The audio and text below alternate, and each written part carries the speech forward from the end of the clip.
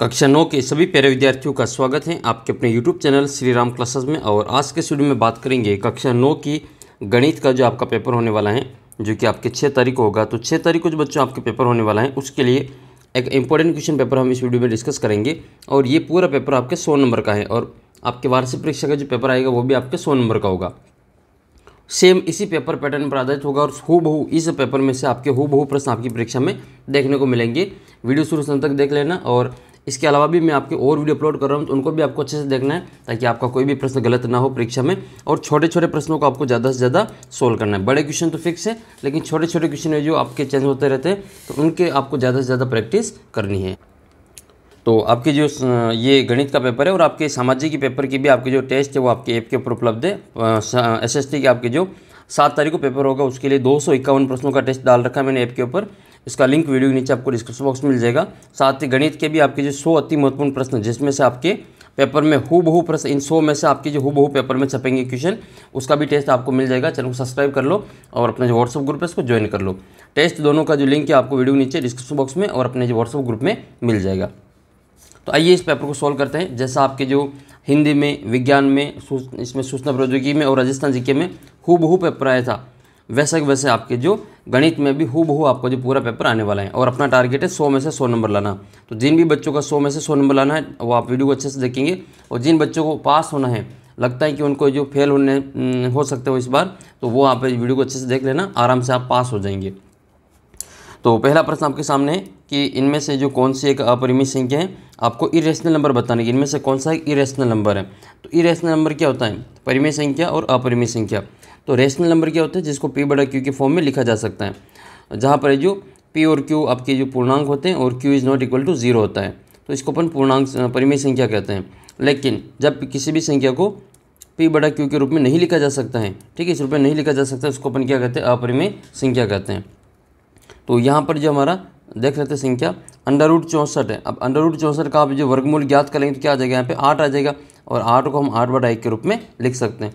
ये हमारे 9/16, तो 9 किसका वर्ग है? 3 का, और 16 है 4 का, तो हो गया देखो ये P/4 के Q के रूप में। इसी प्रकार से ये वाला √7 से √7 कट जाएगा और बचेगा हमारा 2/1। तो ये 3 जो संख्या वो सारी P/Q के रूप में है। इसका मतलब ये तो हमारी परिमेय संख्या है। जो बचा हुआ हमारा √5 है वो हमारी क्या हो जाएगा? एक अपरिमेय संख्या हो जाएगा। तो ये जो √5 है वो आपका इरेशनल नंबर है, अपरिमेय संख्या है। इसका मतलब ये हुआ कि जब अंडर के अंदर वाली संख्या का वर्गमूल अपन ज्ञात कर सकते हैं तो वो परिमेय संख्या होती है। अगला प्रश्न आपके हैं कि आपको 125 की घात 1/3 का मान ज्ञात करना है। 125 की घात 1/3 का मतलब 125 के गुणनखंड करो, तो इसमें 5 का भाग जाएगा 25 बार, फिर 25 में 5 का 5 बार और 5 में 5 का 1 बार जाएगा। अब 125 को 5 के रूप में लिखना, घात के रूप में, तो ये लिखा जाएगा आपके 5 की घात 3। अब 125 की घात 1/3 है, तो इसकी भी घात करेंगे 1/3 करेंगे। घात की घात गुणा हो जाएगी, तो यहाँ पर आएगा आपके 5 की घात 3 इंटू 1/3, तो इसकी घात क्या हो जाएगी? गुणा हो जाएगी। तो फिर इसके वाले ये 3 से ये वाले 3 कट जाएंगे, तो बचेगा हमारा 5 की घात 1। इसका मतलब उत्तर कितना आएगा? आपके 5 उत्तर आ जाएगा, क्योंकि 5 की घात 1 का उत्तर कितना होता है? आपके 5 ही आता है। ठीक है, याद कर लेना, जिस भी संख्या की घात 1 होती है वही नंबर आता है। तो इसका उत्तर क्या आएगा? आपके 5 आंसर आपके आएगा। अब आपको एक क्वेश्चन मैं देता हूँ, उसका उत्तर आपको कमेंट करके बताना है। एक संख्या है हमारे पास में 64 है और 64 को छोड़ो, 32 की घात आपकी 1/5 है। तो इसका उत्तर आपको कमेंट करके बताना है कितना आएगा। अगला प्रश्न है कि रेखिक बहुपद के जो रेखिक बहुपद है उसके आपके शून्य कितने होते हैं? तो जो लीनियर पॉलिनोमियल होता है उसके जीरो जितनी इसकी पावर होती है, जितनी इसकी घात होती है उसके उतने ही शून्य होते हैं। तो देखो रेखिक बहुपद की जो घात होती है वो 1 होती है, तो इसका शून्य भी कितना हो जाएगा? 1 हो जाएगा। ठीक है, इस शून्य से आपको जो शून्य मत करना है, इसमें जिसकी घात 1 होती है उसका 1 ही शून्य होता है, जिसकी घात 2 होती है उसके 2 शून्य होते हैं। ये द्विघात समीकरण के या द्विघात बहुपद के, ये त्रिघात वाले के, और ये आपका जो अचर पद होता है, ठीक है, अचर बहुपद जो होता है उसका शून्य का आपके शून्य ही होता है। अगला प्रश्न है कि एक्स अक्ष पर जो y का मान कितना होता है? जो y कोऑर्डिनेट बताना आपको एक्स एक्सिस पे। तो किसी भी पॉइंट का जो y कोऑर्डिनेट क्या होगा एक्स एक्सिस पे? तो देख लो, ये जो आड़ी लाइन होती है इसको एक्स अक्ष कहा जाता है, याद कर लेना। ये एक क्षैतिज रेखा होती है, ठीक है, आपकी हॉरिजॉन्टल लाइन होती है, इसको एक्स एक्सिस कहते हैं। एक्स एक्सिस पे हमेशा याद रखना, इस पर y का मान 0 होता है। ठीक है, तो यहाँ पर कोई बिंदु मान लो P, तो इसमें आपके x का तो कोई मान होगा, लेकिन y का मान क्या होगा, 0 होगा। ठीक है, तो ये हमारा बिंदु कहाँ पे आएगा, x अक्ष पे आएगा। इसी प्रकार से जो खड़ी लाइन होती है वर्टिकली लाइन, ठीक है, जो दोनों एक दूसरे पर परपेंडिकुलर होती हैं, 90 डिग्री का कोण बनाती हैं, समकोण बनाती है एक दूसरे पे। तो यहाँ पर ये जो बिंदु होगा इसके ऊपर वो y का मान इसमें रहेगा कोई, लेकिन x का मान इसमें 0 होगा। तो इसमें x बराबर 0 तो ये y अक्ष पे होगा, और y का मान 0 तो वो x अक्ष पे होगा। दोनों अलग अलग है, याद रख लेना। तो इसमें बिंदु x अक्ष पर y का मान जो है कितना होगा, 0 होगा। तो y कोऑर्डिनेट बताना आपको, x एक्सिस पे तो 0 लिखेंगे, और y एक्सिस पे x कोऑर्डिनेट पूछे तो वो भी हमारा 0 ही होगा। अगला क्वेश्चन है कि बिंदु 3,4 की y एक्सिस से दूरी, इस पॉइंट की आपको y एक्सिस से डिस्टेंस फाइंड करनी है। तो जब भी आपको डिस्टेंस निकालनी हो किसी बिंदु से, तो आपको सीधा से याद करना है, जिस अक्ष से पूछी जा रही है उसका उल्टा, यानी कि y अक्ष से पूछी जा रही है तो आपको x का जो ऑर्डिनेट है वो आपको बता देना है। ठीक है, तो x कोऑर्डिनेट बता देना है, और x अक्ष से दूरी पूछे तो y कोऑर्डिनेट बता देना है। तो इस बिंदु की y अक्ष से दूरी, इसका मतलब आपको y अक्ष से दूरी है तो x के मान की ओर जाना है, और x अक्ष से दूरी हो तो फिर y के मान की ओर जाना है। तो यहाँ पे y अक्ष से दूरी पूछी जा रही है तो x का मान कितना है, 3 है, तो इसका उत्तर आपकी कितना हो जाएगा, ये 3 हो जाएगा। तो ये इसका ए वाला उत्तर इसमें करेक्ट आंसर रहेगा। तो इसका आंसर कितना आ जाएगा, आपके ए वाला आंसर सही रहेगा। अगला प्रश्न आपके कि ये बिंदु है, ठीक है, ये बिंदु इस समीकरण का हल है, तो ए का मान ज्ञात करना। ऐसे क्वेश्चन आसान होते हैं, इसका उत्तर आपके जो पेपर में से ही लिखना होता है। देखो इसमें क्या कह रहा है कि ये जो बिंदु है ये इस समीकरण का हल है। समीकरण का हल होने का मतलब क्या है, एक्स और वाई का मान जो है वो ये रखेंगे तो इसको संतुष्ट कर देगा। तो हम क्या करेंगे, ये बिंदु है 4,20, तो ये हो जाएगा हमारा एक्स और वाई का मान। अब ये बिंदु इस समीकरण की उपस्थित है, इसको संतुष्ट करेगा, यानी कि हम यहाँ पे लिखेंगे y बराबर ax और प्लस में 4। यहाँ पर लिखेंगे x का मान कितना लिखना है, 4 लिखना है, और y का मान 20 लिखना है। तो y का मान लिखेंगे 20, और बराबर में a का मान तो हमें ज्ञात करना है, इंटू x का मान कितना है, 4 प्लस 4। ये 4 तो पहले से दे रखे थे, और ये x का मान 4 हमने लिखा। हमें a का मान निकालना है, तो इस 4 और इस 4 को यहाँ से हटाना है। पहले इस प्लस को हटाओ, इधर लाएंगे तो माइनस का, तो 20 माइनस 4 बराबर कितना होएगा, ये 4a बचेगा। अब आपको क्या करना है, इसमें से 20 में से 4 को घटाना है तो बचेगा 16, बराबर में कितना आएगा आपके 4a। a का मान ज्ञात करना, तो 4 का इधर भाग में आ जाएगा, तो a बराबर कितना आएगा आपके 16/4। देखो गुणा की संख्या इधर आती है तो भाग में जाती है, ठीक है, मल्टीपल से डिवाइड में जाएगा तो 4 इसका आंसर आ जाएगा। ठीक है, 4 बार जो कट जाएगा ये, तो a का मान कितना आएगा, इसमें 4 आ जाएगा। तो a इसका जो करेक्ट आंसर है सी में आपके जो दे रखा है a का मान 4।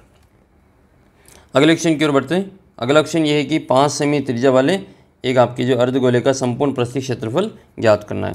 अब इसमें आपके हेमिस्फीयर है, क्या है आपके हेमिस्फीयर, और इसका टोटल सरफेस एरिया निकालना है। तो हेमिस्फीयर का टोटल सरफेस एरिया क्या होता है, आपको इसका जो फॉर्मूला है वो याद होना चाहिए। तो हेमिस्फीयर का जो टोटल सरफेस एरिया होता है, टोटल सरफेस एरिया वो होता है आपका 3πr², और r का मान कितना लिखना है, 5 लिखना है। लेकिन याद रखें, देखो ये कह रहा है कि पाई का मान तो आपको रखना ही नहीं है, आपके उत्तर में दे रखा पाई, तो फिर आपको पाई का मान नहीं रखना है। तो ये हो जाएगा 3 × पाई इंटू आर की जगह पे कितना लिखूँ, 5 लिखूँ, फिर आ जाएगा आपके 5 का स्क्वायर। तो कितना होगा ये, तो 3 × पाई इंटू 5 का स्क्वायर 25, 25 को 3 से गुणा करो, 25 से कितना हो जाएगा 75 पाई। तो इसका आंसर कितना आएगा आपके 75 पाई आ जाएगा, जो कि सी वाले उत्तर में दे रखा है। इसका आंसर कितना आएगा आपके सी उत्तर आ जाएगा। अगला प्रश्न है कि एक समबाहु त्रिभुज की एक भुजा ए है तो इसका परिमाप कितना होगा। अब देखो कोई जो इक्विलेटरल ट्राइंगल है तो इसकी जो तीनों साइड होगी इक्वल होगी, तो इसका पेरीमीटर बताना है। तो याद रखें, किसी भी त्रिभुज का परिमाप ज्ञात करने के लिए उसकी जो साइड होगी इसको जोड़ कर लेंगे, इसकी तीनों भुजाओं को जोड़ लेंगे। अब ये समबाहु त्रिभुज है, समबाहु त्रिभुज का मतलब प्रत्येक कोण 60 डिग्री का होगा और तीनों भुजाएं बराबर होगी। तो ये ए होगा, ये भी ए होगा और ये भी ए होगा। इसका परिमाप निकालने के लिए तीनों को जोड़ेंगे, a + a + a, तो ये कितना हो जाएगा, 3 बार a है तो इसका उत्तर आ जाएगा आपका 3a। तो इसका उत्तर कितना हो जाएगा 3 × भुजा, क्योंकि तीनों भुजाएं बराबर होती हैं। जैसे वर्ग का परिमाप क्या होता है, वर्ग का परिमाप होता है 4 × भुजा। इसका मतलब क्या है, a और a, इसको 4 × भुजा करते हैं, 4 × भुजा। तो इसमें 3 भुजा बराबर है तो 3 × भुजा हो जाएगा। अगला क्वेश्चन आपका ये है कि इसका आपको वर्ग चिन्ह ज्ञात करना है। वर्ग चिन्ह मतलब क्लास मार्क निकालना है इस इंटरवल का। तो जब भी आपको क्लास मार्क निकालना हो, ये तो आपकी जो 15 से 20 इसको बोला जाता है 15 से 20। इसमें ये जो 15 है पहला नंबर, इसको कहा जाता है लोअर लिमिट और इस 20 को कहा जाता है अपर लिमिट। पहले वाला लोअर लिमिट होता है और बाद वाला अपर लिमिट होता है। तो लोअर लिमिट और अपर लिमिट इन दोनों की जोड़ करके 2 का भाग लगा देंगे तो हमारा क्या आ जाएगा, ये जो मिड पॉइंट इनका वो आ जाएगा, इंटरवल आ जाएगा, इनका क्लास मार्क आ जाएगा या जो मध्य बिंदु वो आ जाएगा। तो क्लास मार्क या मिड पॉइंट आ जाएगा। तो ये कितना आएगा 15 और आपके 20, ये हो जाएगा आपके 35। 2 से भाग करेंगे, 35 में 2 का भाग देंगे तो 17.5 जाएगा। तो इसका उत्तर कितना आएगा आपके 17.5 आ जाएगा। ठीक है, अगर आपको क्वालिटी थोड़ी कम लग रही हो तो इस वीडियो की जो क्वालिटी बढ़ाकर आप इसको अच्छे से देख लेना। यदि किसी गोले की त्रिज्या 2r है तो इसका आयतन कितना होगा। तो गोले का जो आपके आयतन निकालना है, जबकि इसकी जो त्रिज्या वो 2r है। तो गोले का आयतन क्या होता है 4/3, ये गोले का आयतन होता है 4/3 और πr³। अब इसमें r की जगह पे 2r लिखना है तो यहाँ पर आ जाएगा आपका 4/3 पाई और r की जगह पे आएगा 2r और उसकी पावर में 3 आएगा। तो यहाँ पर आ जाएगा आपके 4/3 पाई और 2 का क्यूब कितना हो जाएगा, 2 का क्यूब हो जाएगा 8 इंटू r का क्यूब आ जाएगा। अब यहाँ पे 8 को 4 से गुणा कर लो तो कितना आ जाएगा 8 चौक 32/3 और फिर पाई r³, क्योंकि पाई तो आपको रखना है। तो देखो 32/3 पाई r³ कहाँ दे रखा है, आपके ऑप्शन नंबर डी में दे रखा है। इस प्रकार से ऐसे सवालों को हल करना है। ठीक है, मुश्किल कुछ भी नहीं है, सब आसान होते हैं, थोड़ा सा आपको दिमाग लगाना होता है एक्स्ट्रा, जो पूछा उसकी जगह पे वो लिखना। अगर आप इसमें केवल r लिखते हैं तो फिर इसका उत्तर आपके ये आता है, लेकिन r नहीं लिखना है आपको, तो 2r लिखना है। तो फिर आपके क्यूब हो जाएगा 2 का। यहाँ पर अगर आप मान लो 3 होता तो फिर 27 को यहाँ पे गुणा करते हैं विचार से। नेक्स्ट क्वेश्चन है फिर आपके कि परिमेय संख्या आपके 11/8, इसका आपको दशमलव प्रसार बताना है। दशमलव प्रसार का मतलब 11 में 8 का भाग दे के आंसर निकाल के बताना है। तो शांत और अशांत बताना है। तो यहाँ पे बताएंगे 11, इसमें भाग देंगे 8 का, एक बार जाएगा भाग और बचेंगे यहाँ पे 3, तो पॉइंट लगाएंगे 30 हो जाएगा। तो 3 8 24, तो 3 बार भाग जाएगा 24, 6 बचेगा 0 हो जाएगा 60, तो 7 8 56, 7 बार जाएगा फिर 40 के 4 और फिर आप 8 पंजे 40। देखो ये दशमलव यहाँ पे समाप्त हो गया। ठीक है, 3 अंकों के बाद में ये दशमलव समाप्त हो गया। तो इसका जो दशमलव प्रसार है वो कैसा होगा, शांत होगा। कैसा हो जाएगा, शांत हो जाएगा। तो इसका जो डेसिमल एक्सपेंशन है वो आपकी क्या हो जाएगा, टर्मिनेट हो जाएगा। ठीक है, टर्मिनेटिंग है। नेक्स्ट क्वेश्चन आपके 5x - 4x² + 3, इसमें आपको x² का गुणांक देखना है। तो इसमें x² के गुणा में क्या है, ये हमारे -4 है। ठीक है, तो इसका उत्तर क्या हो जाएगा आपके -4 हो जाएगा। कोफिशिएंट देखना आपको x² का, तो x² की जो मल्टीपल में है वो आपकी -4 है, इसका उत्तर आपके -4 आ जाएगा। निर्देश अक्षों का जो प्रतिच्छेद बिंदु को क्या कहते हैं, जो आपके कोऑर्डिनेट एक्सिस होती हैं, इनका जो मिड पॉइंट होता है, ठीक है, इंटरसेक्ट पॉइंट होता है, उसको क्या कहा जाता है, इसको मूल बिंदु कहा जाता है। क्या कहते हैं, इसको ओरिजिन कहते हैं। तो हिंदी में इसको मूल बिंदु कहते हैं और अंग्रेजी में ओरिजिन कहा जाता है, ओरिजिन पॉइंट होता है। ठीक है, मूल बिंदु इसका उत्तर रहेगा। अगला प्रश्न है, 2 चर वाले रैखिक समीकरण के अपरिमित रूप से अनेक होते हैं, तो अपरिमित रूप से अनेक हल होते हैं, सॉल्यूशन होते हैं। 2 चर वाला रैखिक समीकरण होगा तो उसके अपरिमित रूप से अनेक हल प्राप्त होंगे, जैसे ax + by + c = 0, ये 2 चर वाले रैखिक समीकरण का एक मानक रूप है। वृत्त की समान जीवाएं केंद्र पर कोण बनाती है, तो समान कोण बनाती है, इक्वल कोण बनाती है।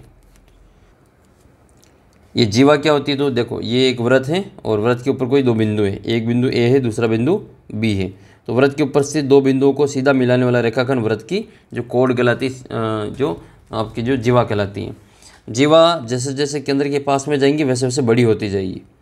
ठीक है, और वो जीवा जो केंद्र से होकर जा रही है वो सबसे बड़ी जीवा होती है, जिसको अपन व्यास कहते हैं, डायमीटर कहते हैं।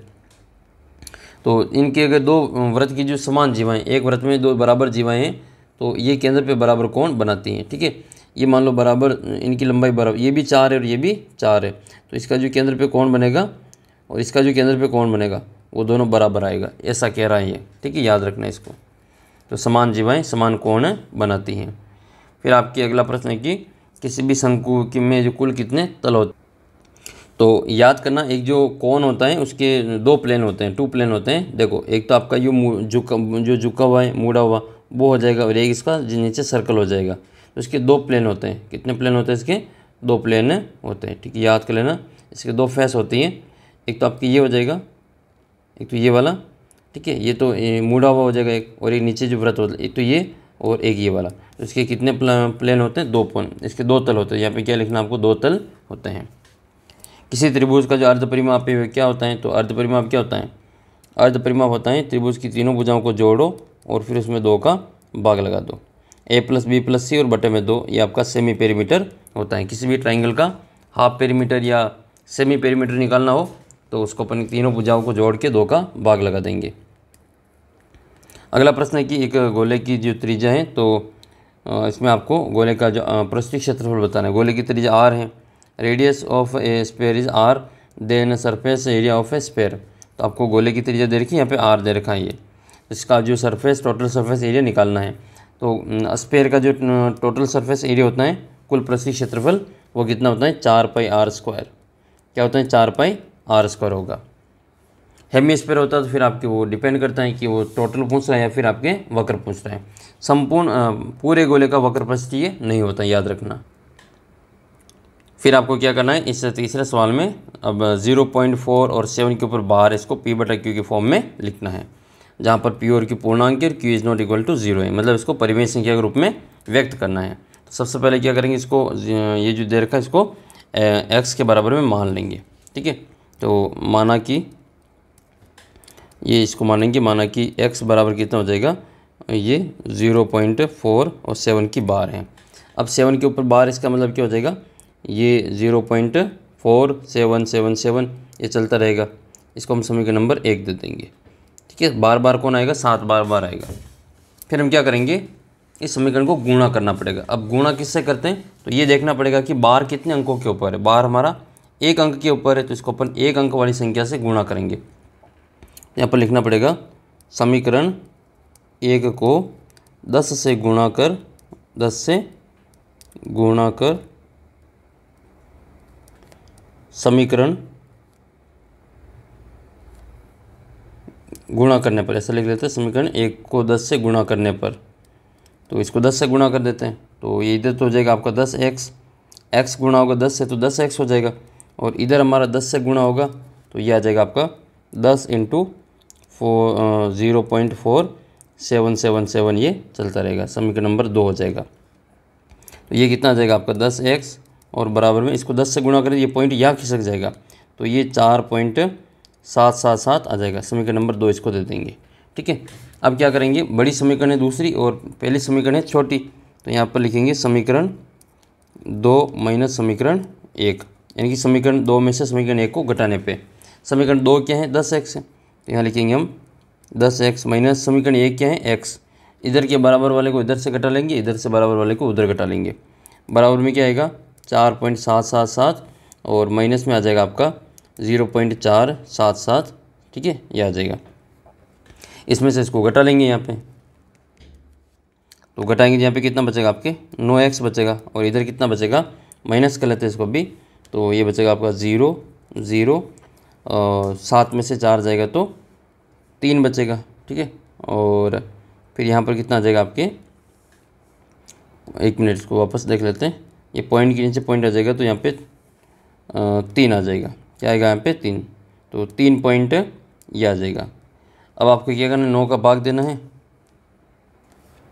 1 मिनट, इसको वापस देखते हैं। इसका पॉइंट तो यहाँ पे आ गया, और इसको यहाँ से माइनस करेंगे, तो यहाँ पे ये पॉइंट यहाँ लग जाएगा, 3.300 हो जाएगा ये। और x का मान ज्ञात करना, तो ये कितना हो जाएगा? 3.300, और बटे में आ जाएगा आपका 9। इसका पॉइंट हटाएंगे तो बटे में कितना जीरो लग जाएगा? 3 0 लग जाएगा। तो इसके 2 0 से इसके 2 0 कट जाएंगे, और बचेंगे क्या? हमारा बच जाएगा ये ऊपर 33 और नीचे 90 बचेंगे। तो इसको अपन 3 के बार से काट देंगे, ऊपर बचेगा ये 11 बार, और नीचे बचेंगे ये 30 बार। तो ये 11 बटे जो 30 है वो इसका उत्तर रहेगा। अब 11 में 30 का भाग देंगे तो हमारा उत्तर ये वापस 0.47 के बार बार आ जाएगा। इसको स्क्रीनशॉट ले लो, इसको अच्छी प्रकार से एक बार और समझ लेना, वीडियो को बैक करके और समझ लेना इसको अच्छे से। फिर आपके अगला सवाल है, इसमें इसका गुणनखंड ज्ञात करना है, फैक्टराइज करना है इसको भी आपको फैक्टराइज करना है। तो यहाँ पर लिखा हुआ जैसे कि ये बिंदु लिखा हुआ आपका ये 2x² + 7x + 3 ये लिखा हुआ है, जिसको अपन यहाँ पे लिखेंगे 2x² + 7x और प्लस में 3। अब आपको क्या करना है, यहाँ पे गुणनखंड करना है। तो यहाँ पे a को गुणा करेंगे c से, यानी कि 2 को गुणा करते 3 से, तो कितना हो जाएगा 6 हो जाएगा। अब 6 के टुकड़े करने, जिनको जोड़ा या घटाएं तो 7 आ जाए, तो ये क्या हो जाएगा 6 एकम 6 हो जाएगा। तो यहाँ लिखेंगे हम 2x² + 1x + 6x और प्लस में 3, और यहाँ पे कॉमन ले लेंगे तो यहाँ पे कॉमन आएगा आपका x। तो यहाँ पे क्या बचेगा आपका 2x + 1 और प्लस के यहाँ पे 3 कॉमन ले लेंगे तो यहाँ बचेगा आपका 2x + 1। 2x + 1 2x + 1 2 बार, इसको एक बार लिखेंगे तो 2x + 1 एक बार लिख लेंगे और x + 3 को एक कोष्ठक में बंद कर देंगे। इस प्रकार से इसका आंसर आपके आ जाएगा। ये वाला सोल्व करना है तो इसको भी सोल्व कर लेते हैं। ये दे रखा आपका 3x² - x - 4, 3 को गुणा करेंगे 4 से, तो 4 से कितना हो जाएगा 12 हो जाएगा। 12 के टुकड़े करने, जिनको जोड़ा या घटाए तो आपके माइनस का 1 आ जाए, तो माइनस का तो ले लो इसमें आपके 4 और प्लस के ले लो 3, तो यहाँ पर आपके इसका उत्तर ये आ जाएगा। तो यहाँ लिखेंगे हम 3x² - 4x प्लस में 3 और 3x और फिर माइनस में 4, ये लिख लेंगे। इसके टुकड़े हो जाएंगे, ये कॉमन निकालेंगे, इसमें से x कॉमन आएगा। क्या कॉमन आएगा इसमें से x कॉमन आएगा, तो यहाँ पे x निकालेंगे, बचेगा यहाँ पे 3x - 4। यहाँ पे 3x - 4 पहले से है और यहाँ पे 3x - 4 ही चाहिए, तो हम प्लस का 1 ले लेंगे, तो हमारा सेम संख्या अंदर बच जाएगी। जब कुछ भी कॉमन नहीं दिखे तो आपको 1 कॉमन ले लेना है, तो 3x - 4 बचेगा। ये 3x - 4 2 बार लिखें, एक बार लिख लेंगे, तो 3x - 4 एक कोष्ठक में बंद करेंगे और फिर इधर हमारा x + 1 एक कोष्ठक में बंद कर देंगे। कुल मिला के इस प्रकार से आपको जो फाइनल उत्तर वो निकालना है। अगले क्वेश्चन की ओर बढ़ते हैं। क्वेश्चन नंबर आपका है 5। क्वेश्चन नंबर 5 कहता है कि इसमें आपको ये निकालना है कि ये बिंदु जो है वो कौन कौन से चतुर्थांश में स्थित हैं। तो आइए इसको भी हम अच्छी प्रकार से समझ ही लेते हैं कि ये बिंदु जो किस किस चतुर्थांश में स्थित होगा। सबसे पहले इसके लिए आपको जो निर्देश तंत्र बना लेना है, ठीक है। ये आड़ी लाइन x अक्ष हो जाएगा, खड़ी लाइन y अक्ष हो जाएगा। ये प्रथम चतुर्थांश है, ये द्वितीय चतुर्थांश है, ये वाला तृतीय है, ठीक है, और ये वाला हो जाएगा आपका चतुर्थ। पहले वाले में दोनों प्लस के होते हैं, दूसरे वाले में x - y+ होता है, तीसरे में दोनों माइनस के होते हैं और चौथे में x+ होता है y- होता है। इसके आधार पर आपको उसको सीधा बताना है कि इसके दोनों माइनस में है, तो कहाँ ले जाएंगे, दोनों माइनस वाले को तीसरे में ले जाएंगे, तो इसको क्या लिखेंगे यहाँ पे तृतीय। ये कौन से में, तृतीय में, तीसरे में, थर्ड में है ये, और ये कौन से में होंगे, x - y+ दूसरे में, तो यहाँ लिखेंगे द्वितीय, सेकंड में हो जाएगा ये, और दोनों प्लस के प्रथम में हो जाएगा प्रथम। x + y- कहाँ पे, ये चौथे में, तो ये हो जाएगा आपका चतुर्थ, फोर्थ क्वाड्रेंट हो जाएगा। तो थर्ड क्वाड्रेंट में, और ये आपका सेकंड क्वाड्रेंट में, और ये फर्स्ट क्वाड्रेंट में, और ये आपके फोर्थ क्वाड्रेंट में हो जाएगा। और आपका एक क्वेश्चन ऐसे भी बन सकता है, कोई बिंदु दे देंगे 2,0, बताइए कि कौन सी एक्स पे है। तो पहले देखो कि किसका मान 0 है, y का मान 0 है, मतलब y एक्स पे तो नहीं होगा, कौन सी एक्स पे होगा, ये x एक्स पे होगा, ठीक है, थोड़ा सा याद कर लेना। दूसरा आपका है 0,4, इस किसका मान 0 है, x का मान 0 है, मतलब x पे तो नहीं है, जिसका मान 0 है उस पर तो नहीं है, तो ये y पे होगा। फिर तो ये बिंदु y एक्स पे है और ये बिंदु x एक्स पे है। ऐसे आपको अक्ष भी पूछी जा सकती है, प्लस की साइड में हो तो प्लस में लिखना पड़ेगा, माइनस में हो तो माइनस में। फिर आपके अगला प्रश्न है कि समकोण के 4/5 का संपूरक ज्ञात करना है। अच्छा क्वेश्चन है ये, थोड़ा सा दिमाग लगाना पड़ेगा। कोई भी है जो आपके राइट एंगल है उसका आपको पहले 4/5 निकालना है, ठीक है, 4.5 करना है किसी राइट एंगल का, फिर उसका जो सप्लीमेंट्री एंगल निकालना है। तो पहले तो समकोण का मान देख लो, समकोण कितना होता है, समकोण का मतलब होता है 90 डिग्री, तो 90 डिग्री का पहले कितना करना पड़ेगा, समकोण का 4/5 करना है। समकोण का मान लिखो 90 × 4/5, 5 के पारे से काट दो 90 को, 5 एकम 5 और 18 पंजे 90 होता है, तो 18 आ जाएगा। फिर गुणा कर लो 18 को 4 से, 18 इंटू 4 तो 18 चौक कितना हो जाएगा, 18 दूनी 36, 18 3 54, 18 चौक 72, 72 हो जाएगा। तो अब आपको क्या करना है, इस 72 का ज्ञात करना है समपूरक, यानी कि आपको इसका जो सप्लीमेंट्री एंगल ज्ञात करना है। तो सप्लीमेंट्री एंगल कैसे क्या होता है, दो कोण जिनको जोड़ने पे कितना आ जाए, 180 आ जाए, उनको अपन सप्लीमेंट्री एंगल कहेंगे। तो माना कि ये वाला ए है, आपको बी ज्ञात करना है, तो ए का मान तो 72 लिख लेंगे और बी का मान हमें ज्ञात करना है बराबर में 180। तो बी का ज्ञात करना है तो 72 को उधर भेज दो, 180 में से 72 घटाएंगे तो कितना बचेगा, ये हमारा बचेगा 10 में से 2 जाएगा तो 8 बचेगा, और 7 के 7 जाएगा तो 0 और 1 का 1, तो कितना आ जाएगा आपके 108 बचेगा। ठीक है, तो बी का जो मान है वो कितना आया, 108 आया। यानी कि अच्छा क्वेश्चन है ये। समकोण के 4/5 का संपूरक कितना हो जाएगा, 4/5 का संपूरक आपके जो 108 डिग्री हो जाएगा। ठीक है, आपको मैं एक प्रश्न पूछता हूँ, वह संपूरक कोण बताइए जो अपने संपूरक के बराबर होता है। जो सप्लीमेंट्री एंगल अपने सप्लीमेंट्री एंगल के बराबर होता है उसका आपको मान बताना है, और एक आपको कॉम्प्लीमेंट्री एंगल का भी बताना है। वह कोण बताइए जो अपने पूरक कोण के बराबर होता है। तो ये भी आपको अच्छे से कमेंट करके बताना कितना आएगा। फिर आपका नेक्स्ट क्वेश्चन है कि यदि इस आकृति में, अच्छा क्वेश्चन है ये भी, कि इस आकृति में आपको जो x + y बराबर आपको जो w + z है, यानी कि ये इसका जो योग है वो इसके योग के बराबर है। तो आपको क्या करना है कि ये बताना कि ये भी एक सरल रेखा है। तो एक सरल रेखा पे जो कोण बनते हैं इनकी जोड़ 180 डिग्री होती है। ठीक है, तो इसको अपन रेखीय कोण युग्म कहते हैं। तो अगर इन दोनों कोण की जोड़ 180 डिग्री आएगी तो इसका मतलब इसका ये जो लाइन होगी वो आपके सरल कोण हो जाएगा। सरल कोण होने का मतलब ये सरल रेखा हो जाएगी। तो कुल मिला के आपको ये सिद्ध करके बताना है कि x और y की जोड़ है वो आपकी कितनी आएगी, 180 आएगी। तो ये को एक सरल रेखा कहेंगे। इसमें आपको एक बात ध्यान रखनी है कि एक बिंदु के चारों ओर कितने डिग्री का कोण बनता है। तो जो कंप्लीट एंगल होता है वो 360 का होता है, 360 डिग्री का कोण होता है। एक बिंदु के चारों ओर चाहे कितने भी कोण बना लो, सबकी जो जोड़ होगी वो 360 डिग्री ही होती है।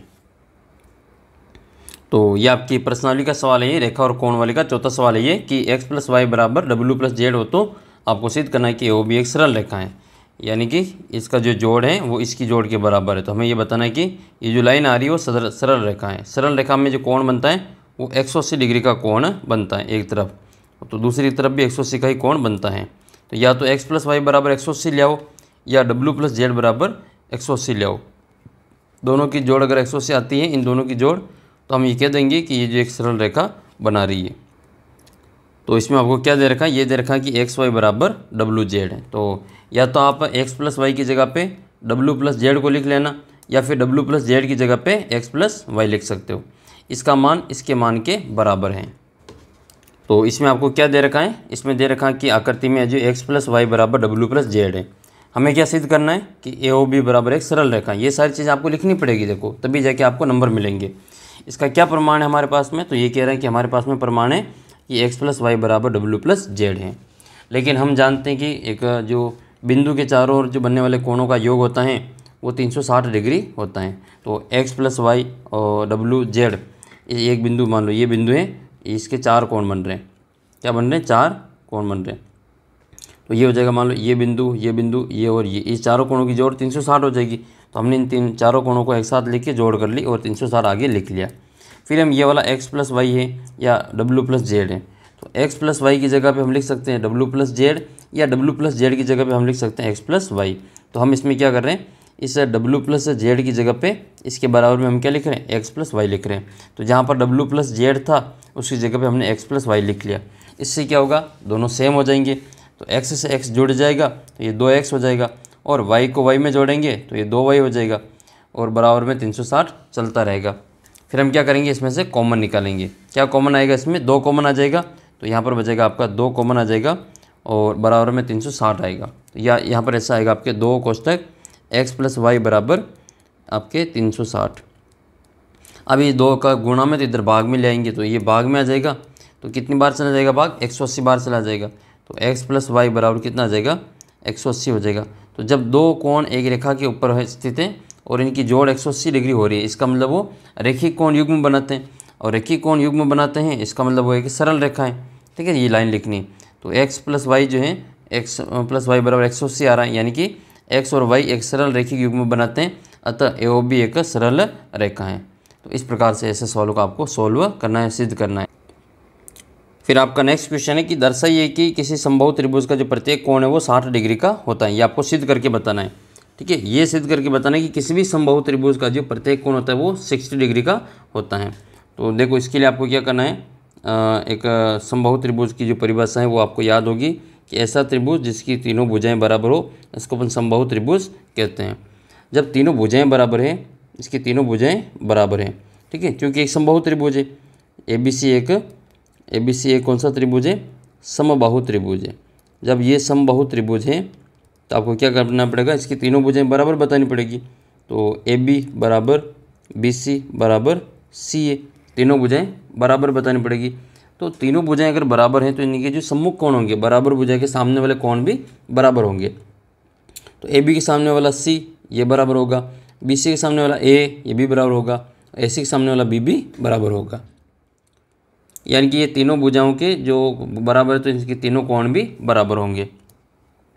तो इसमें जो कोण A है, कोण A बराबर कोण B बराबर कोण C लिख लेंगे। ये तीनों कोण भी बराबर होंगे। अब तीनों कोण बराबर है तो किसको हम एक को x मान लेंगे। क्या मान लेंगे? x मान लेंगे। तो तीनों को x लिख लेंगे। तो त्रिभुज के तीनों कोणों की जोड़ कितनी होती है? त्रिभुज के तीनों कोणों की जोड़ 180 होती है। तो कोण A प्लस कोण B प्लस कोण C बराबर कितना आएगा? 180 आएगा। अब तीनों कोणों की जोड़ यहाँ पे लिख लो। तीनों कोण है कितने कितने के? बराबर है, तो फिर x लिख लेंगे। x प्लस x बराबर में 180।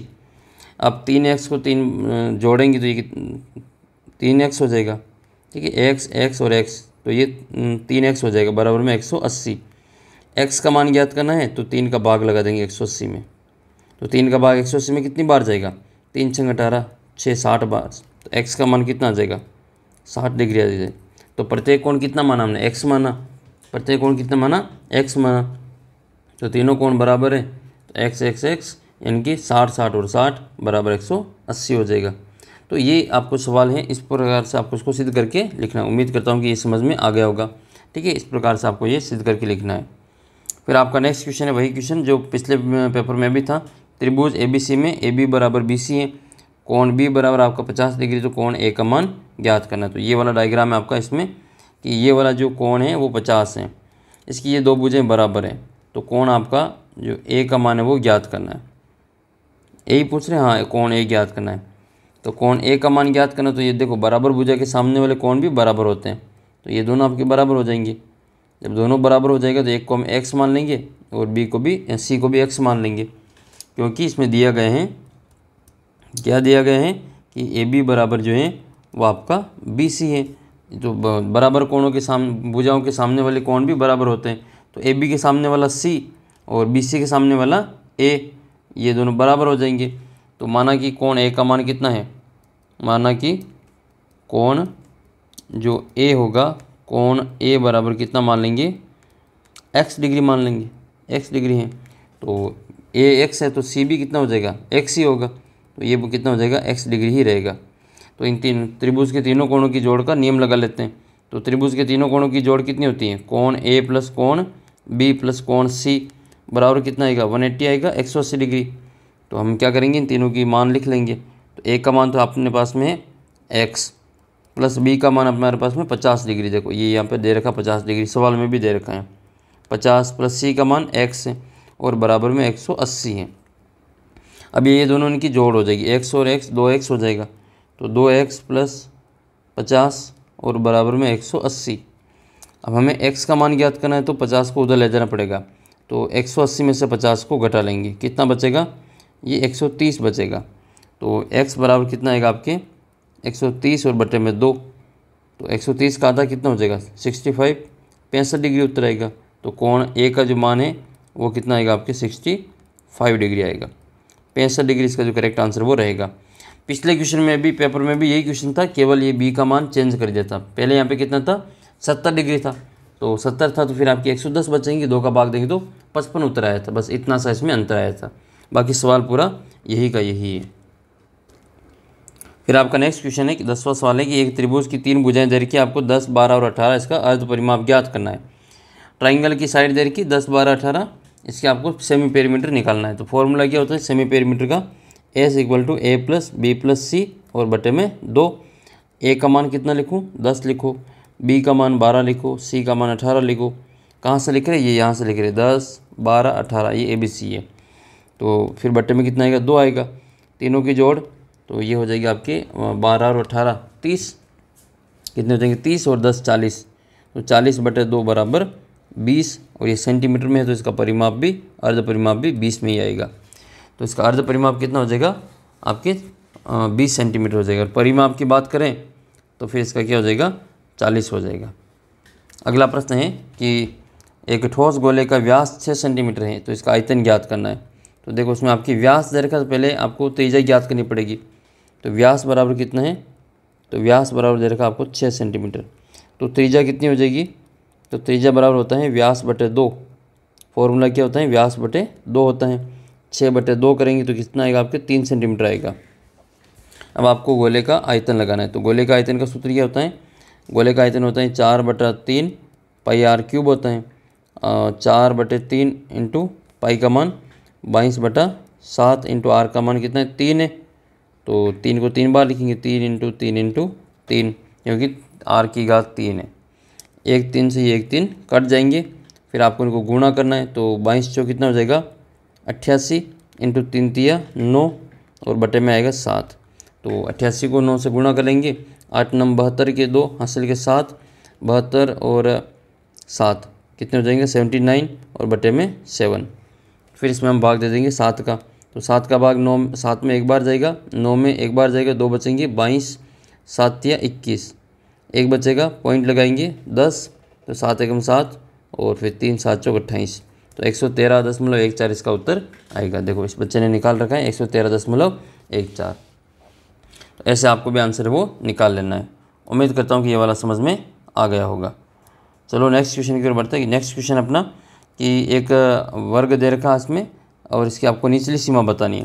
तो निचली सीमा यानी कि लोअर लिमिट बतानी है। तो पहले जो नंबर आता है वो लोअर लिमिट होता है। तो निचली सीमा क्या हो जाएगी, निचली सीमा के 2 या निम्न सीमा के 2 एक ही बात है। तो इसकी जो लोअर लिमिट है निचली सीमा वो क्या हो जाएगी 51 51 हो जाएगी।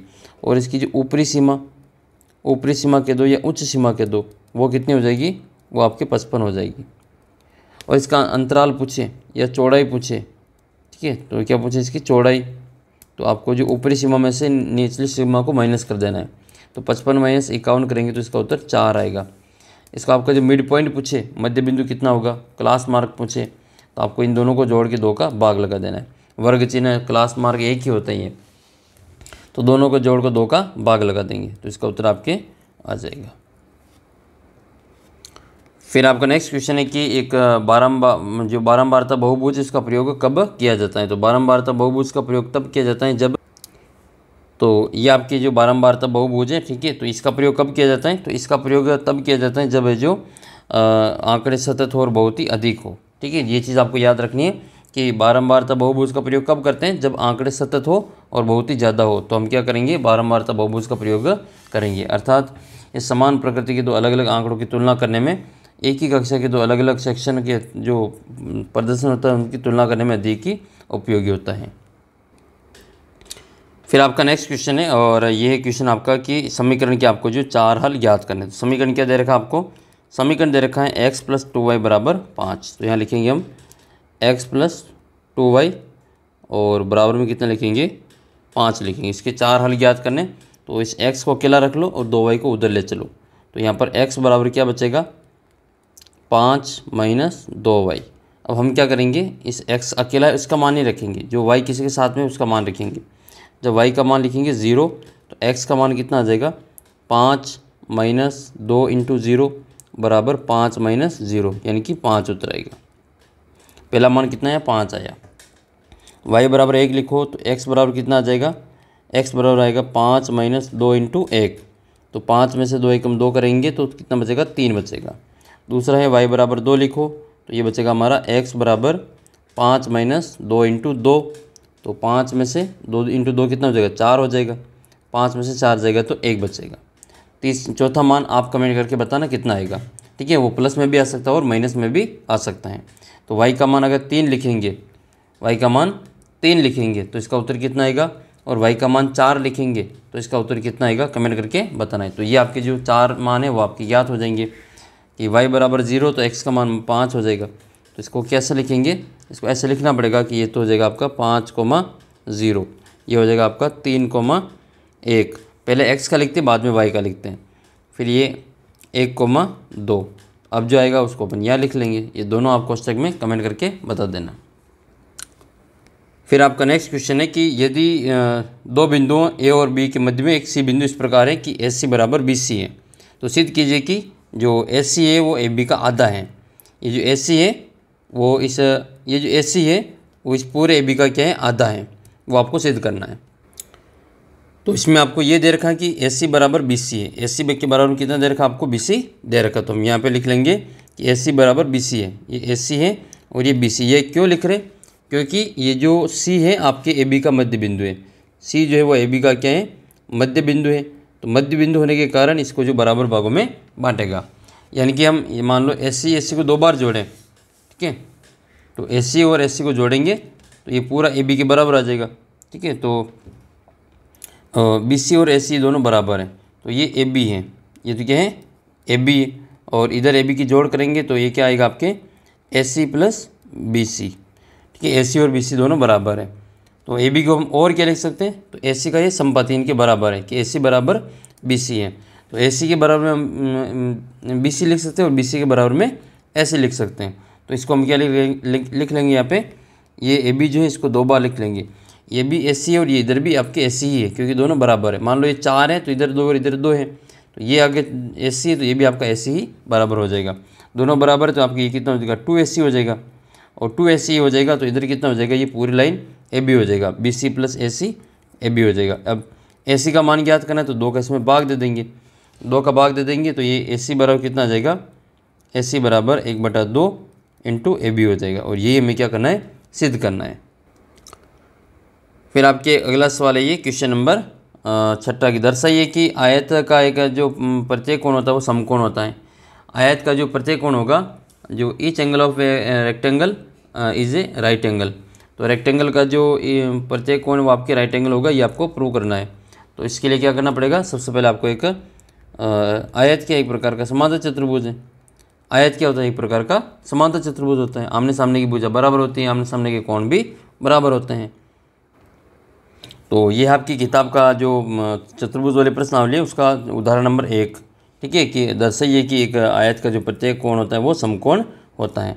और देखो अभी जब मैं वीडियो आपके लिए रिकॉर्ड कर रहा हूँ, अभी आप यहाँ पे टाइम देख सकते हैं, रात के अभी टाइम हो रहे 3:39।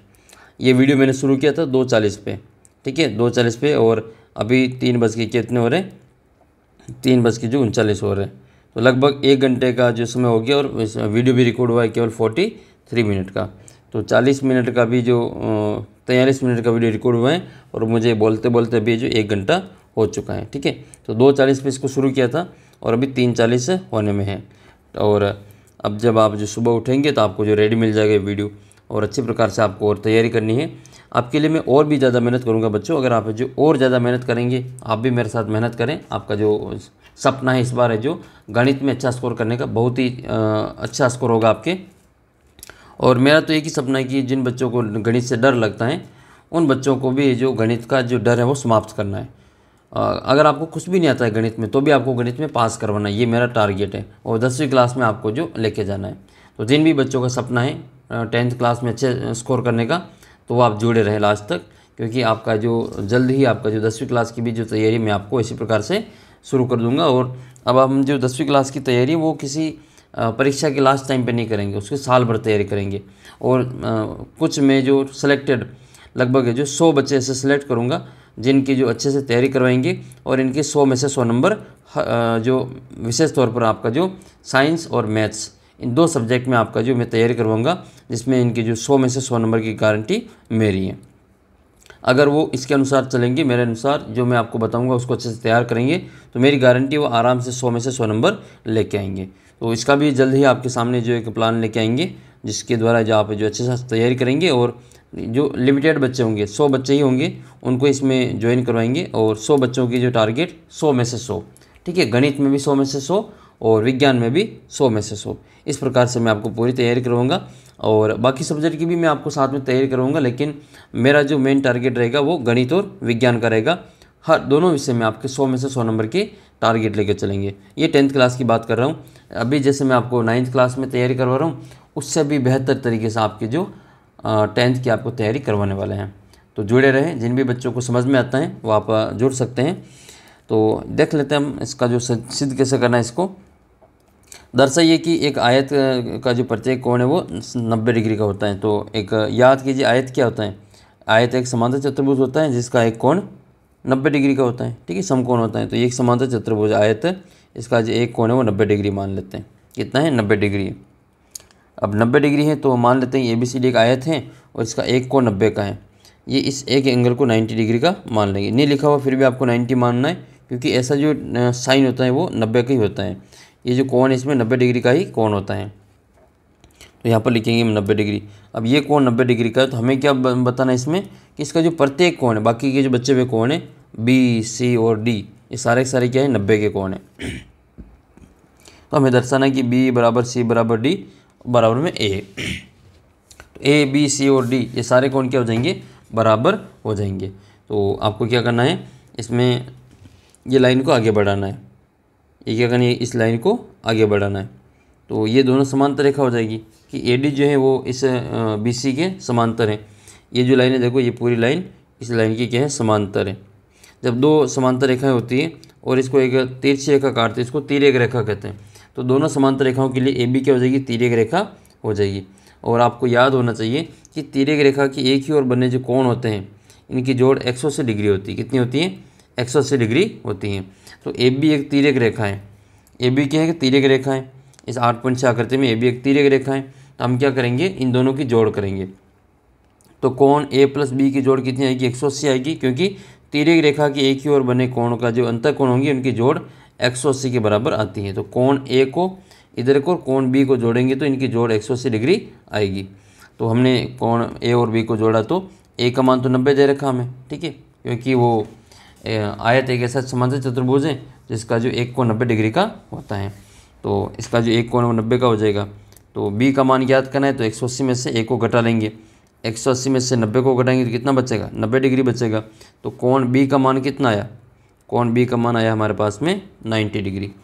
अब हमने कहा कि भाई आयत जो है वो एक समांतर चतुर्भुज है, और जो रेक्टेंगल अगर पैरेललोग्राम होता है तो फिर इसके जो अपोजिट एंगल होते हैं वो इक्वल होते हैं। तो इसके जो आमने सामने के कोण हो जाएंगे, सम्मुख कोण, वो बराबर हो जाएंगे। कोण A का मान C के बराबर होगा और कोण B का मान D के बराबर हो जाएगा। तो हम यहाँ पे लिख लेंगे कि कोण A का मान जो हो C के बराबर होगा, कोण A बराबर C होगा। ये यहाँ पे लिखा हुआ है देखो, कोण C बराबर A होगा और कोण B बराबर D होगा। क्यों होगा ये? क्योंकि समांतर चतुर्भुज के सम्मुख कोण होते हैं वो बराबर होते हैं, इस कारण वो आपको बराबर लिखना है। तो कोण C का मान कितना आ जाएगा? A के बराबर, और कोण D का मान B के बराबर आ जाएगा। तो दोनों ही 90-90 के आ जाएंगे। इसका मतलब हमने A को लेके चले थे कि A का मान 90 है, यहाँ तो B का भी 90 आ गया, C का भी 90 आ गया और D का भी 90 आ गया, यानी कि प्रत्येक कोण कितने का आ गया? 90 डिग्री का। तो हम कह सकते हैं कि आयत का जो प्रत्येक कोण है वो समकोण होता है, यानी कि 90 डिग्री का होता है। ऐसे आपको सवाल को हल करना है। फिर आपकी क्वेश्चन नंबर 17 की 5 सेमी और 3 सेमी त्रिज्या वाले दो वृत्त दो बिंदुओं पर प्रतिच्छेद करते हैं और उनके बीच की दूरी 4 सेंटीमीटर है। तो उभयनिष्ठ जीवा की आपको जो लंबाई है वो ज्ञात करनी है। देखो, एक तो वृत्त है जिसकी त्रिज्या कितनी है आपके 3 सेंटीमीटर, और दूसरा वृत्त है आपके जिसकी त्रिज्या कितनी है 5 सेंटीमीटर। अब इनमें जो एक जो जीवा है उसकी लंबाई आपको, कॉमन जो जीवा है वो आपकी वो बताना है कि इसकी जो कॉमन जीवा है ये, इसकी लंबाई कितनी है। मतलब ये एक दूसरे को क्या कर रहे हैं? प्रतिच्छेद कर रहे हैं।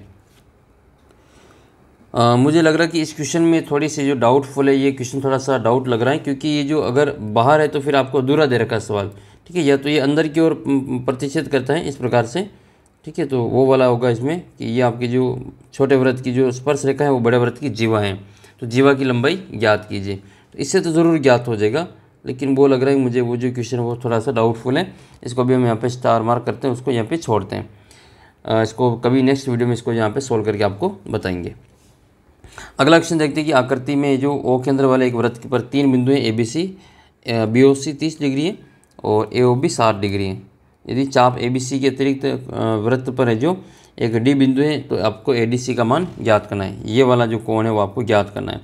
तो ये देखो, ये जो एक ही चाप है वृत्त की चाप द्वारा वृत्त पर केंद्र का जो बना कोण होता है, यहाँ पर जो कोण बन रहा है वृत्त के शेष भाग पर बने कोण का डबल होता है। यानी कि यहाँ जो कोण बनेगा उसका क्या हो जाएगा, ये डबल हो जाएगा। तो यहाँ कोण कितने का हो रहा है, यह 60 और 30 इन दोनों की जोड़ हो जाएगी। 60 और 30 कितना हो जाएगा, 60 और 30 90 हो जाएगा, और 90 का यहाँ पे आधा हो जाएगा, यहाँ पे 45। तो यहाँ का जो कोण आएगा वो कितना आएगा, 45 आएगा। तो ये वो वाला सवाल आपके सामने है, इसको हम यहाँ पे सोल्व करते हैं। ठीक है, तो इसमें आपको ये वाला कोण, यहाँ जो कोण बन रहा है आपके D के ऊपर, ये कोण ज्ञात करना है। तो देखो इसको हम सोल्व करते हैं। सबसे पहले आपको क्या करना पड़ेगा, AOB और BOC का मान है वो लिख लेना है। हमें ADC ज्ञात करना है, तो AOC का मान कितना होगा, ये जो पूरा कोण है वो कितना हो जाएगा, तो ये AO और C का जो मान है वो इन दोनों की जोड़ के बराबर होगा, यानी कि AOB और BOC की जोड़ के बराबर होगा। तो ये इसकी जोड़ कर लेंगे, तो जोड़ कितनी आ जाएगी आपके 30 और 60 90 आ जाएगी। फिर हम जानते हैं कि ये लाइन आपको याद रखनी है कि किसी भी चाप के द्वारा केंद्र पर जो अंतरित कोण है वो वृत्त के शेष भाग पर जो कोण बनता है उसका दुगुना होता है। ये जैसे वृत्त है, ठीक है, ये वृत्त है और वृत्त के ये चाप है, ये एक ही चाप है, AB क्या है कि चाप है। अब इस चाप के द्वारा वृत्त पर जो केंद्र पर कोण बनेगा, इसके द्वारा वृत्त पे जो केंद्र पर कोण बनेगा, ये वाला कोण, ये वृत्त के केंद्र पे कोण है। तो बना कोण जो होगा वृत्त के शेष भाग पर अंतरित कोण का दुगुना होता है। इसके शेष भाग पर जो कोण बनेगा, ये वाला कोण, यहाँ का जो कोण बनेगा इसका डबल बनता है। यहाँ पे यहाँ मान लो जो 40 डिग्री का बन रहा है, तो यहाँ पर कितना बनेगा, फिर 80 बनेगा। और यहाँ पर जो केंद्र पर बन रहा कोण उसका यहाँ पे आधा होता है। ठीक है, यहाँ पर आधा हो जाएगा। तो यहाँ पर मान लो 120 डिग्री है, तो यहाँ पर 60 डिग्री हो जाएगा। ठीक है, यहाँ पर 45 डिग्री है, तो यहाँ पर कितना हो जाएगा, 90 डिग्री हो जाएगा। तो ये लिख लेंगे कि AOC बराबर 2ADC। ये AOC दिखाई दे रहा है, तो यह 2ADC हो जाएगा। ठीक है, तो इसका डबल हो जाएगा, दुगुना हो जाएगा। तो AOC का मान कितना है, अच्छा आपने ADC याद करना है, तो हमें AOC में 2 का भाग लगाना पड़ेगा, क्योंकि ये यहाँ का जो कोण है वो इस AOC का आधा होगा। तो ADC बराबर क्या हो जाएगा, 1/2 आपकी AOC हो जाएगा। तो AOC का मान कितना आया, ये 90 डिग्री आया। तो ये ADC कितना हो जाएगा, कोण ADC बराबर 1/2 इंटू 90। 90 में 2 का भाग देंगे तो 45 डिग्री इसका उत्तर आ जाएगा। तो ऐसे आपको इस सवाल को पूरा सोल्व करना है। ठीक है, फिर आपका नेक्स्ट सवाल है 19वां सवाल। देखो यहाँ पे 19वां सवाल ये कह रहा है कि उस त्रिभुज का क्षेत्रफल ज्ञात कीजिए जिसकी 2 भुजाएं 8 और 11 हैं, तो उसका परिमाप 32 है, तो इसका आपको एरिया ज्ञात करना है। अच्छा क्वेश्चन है, बार बार रिपीट होता है, तो इसको आप अच्छी प्रकार से समझ लें। तो सबसे पहले इसमें जो दे रखा है उसको लिख लेंगे। ठीक है, त्रिभुज की जो भुजाएं दे रखी है तो उसमें भुजाएं लिख लेंगे। A बराबर कितना दे रखा है, तो सबसे पहले लिखेंगे इसमें दिया गया है, गिवन क्या है इसमें, तो इसमें गिवन है आपके A का मान। तो A बराबर कितना दे रखा है आपको, दिया गया है, तो दिया गया है अपने A बराबर मान लेंगे 8 सेंटीमीटर, और B बराबर मान लेंगे 11 सेंटीमीटर, और C का मान हमें नहीं पता है। ठीक है, C का मान हमें नहीं पता, पहले C का मान ज्ञात करना पड़ेगा। और एक और क्या दे रखा है, इसका परिमाप दे रखा है। पेरीमीटर कितना हो जाएगा आपके 32 सेंटीमीटर, ये इसका परिमाप है। हमें ज्ञात क्या करना है, हमें ज्ञात करना है, क्या ज्ञात करना है, ज्ञात करना है इसमें आपके त्रिभुज का क्षेत्रफल। क्या ज्ञात करना है, ट्राइंगल का आपको एरिया फाइंड करना है। तो त्रिभुज का क्षेत्रफल हमें ज्ञात करना है, वो भी कौन से सूत्र से, हीरोन के सूत्र से, क्योंकि इसकी साइड दे रखी, भुजा दे रखी। तो हमें पहले तो इसका परिमाप की सहायता से C का मान ज्ञात करना पड़ेगा, तभी तो हम इसमें मान लिख पाएंगे।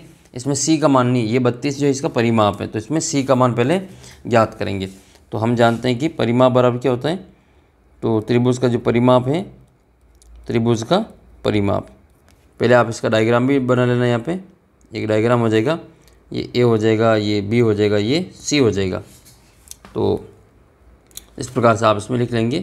तो ये लिख लेंगे हम यहाँ पे A के सामने वाली A, तो इसको यहाँ पे लिख लेते हैं, ये A, ये 8 सेंटीमीटर हो जाएगी A, और B के सामने वाली ये लिख लेंगे B, जो कितने हो जाएगी 11 हो जाएगी। और ये C का हमें ज्ञात करना है, C के सामने वाले में ज्ञात करना है। तो त्रिभुज का परिमाप कितना होता है, हमें दे रखा है त्रिभुज का परिमाप कितना दे रखा है, त्रिभुज का परिमाप 32 सेंटीमीटर दे रखा है। परिमाप का सूत्र होता है A + B + C, और बराबर में कितना आता है 32 आता है। ए बी का मान कितना है 8 + 11 और सी का मान हमें ज्ञात करना है बराबर में 32।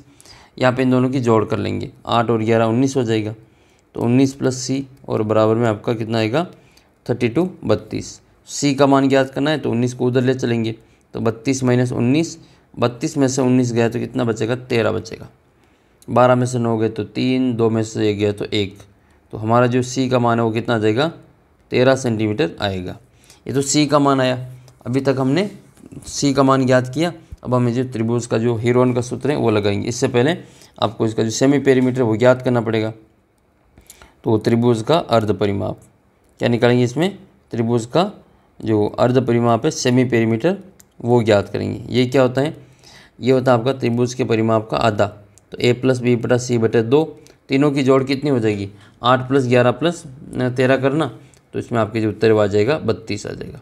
तो क्योंकि परिमाप आपको दे रखा है तो 32/2 बराबर में कितना आएगा आपके 16 सेंटीमीटर।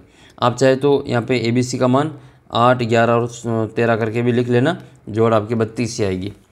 फिर लगाएंगे इसमें हम हीरोन का फॉर्मूला।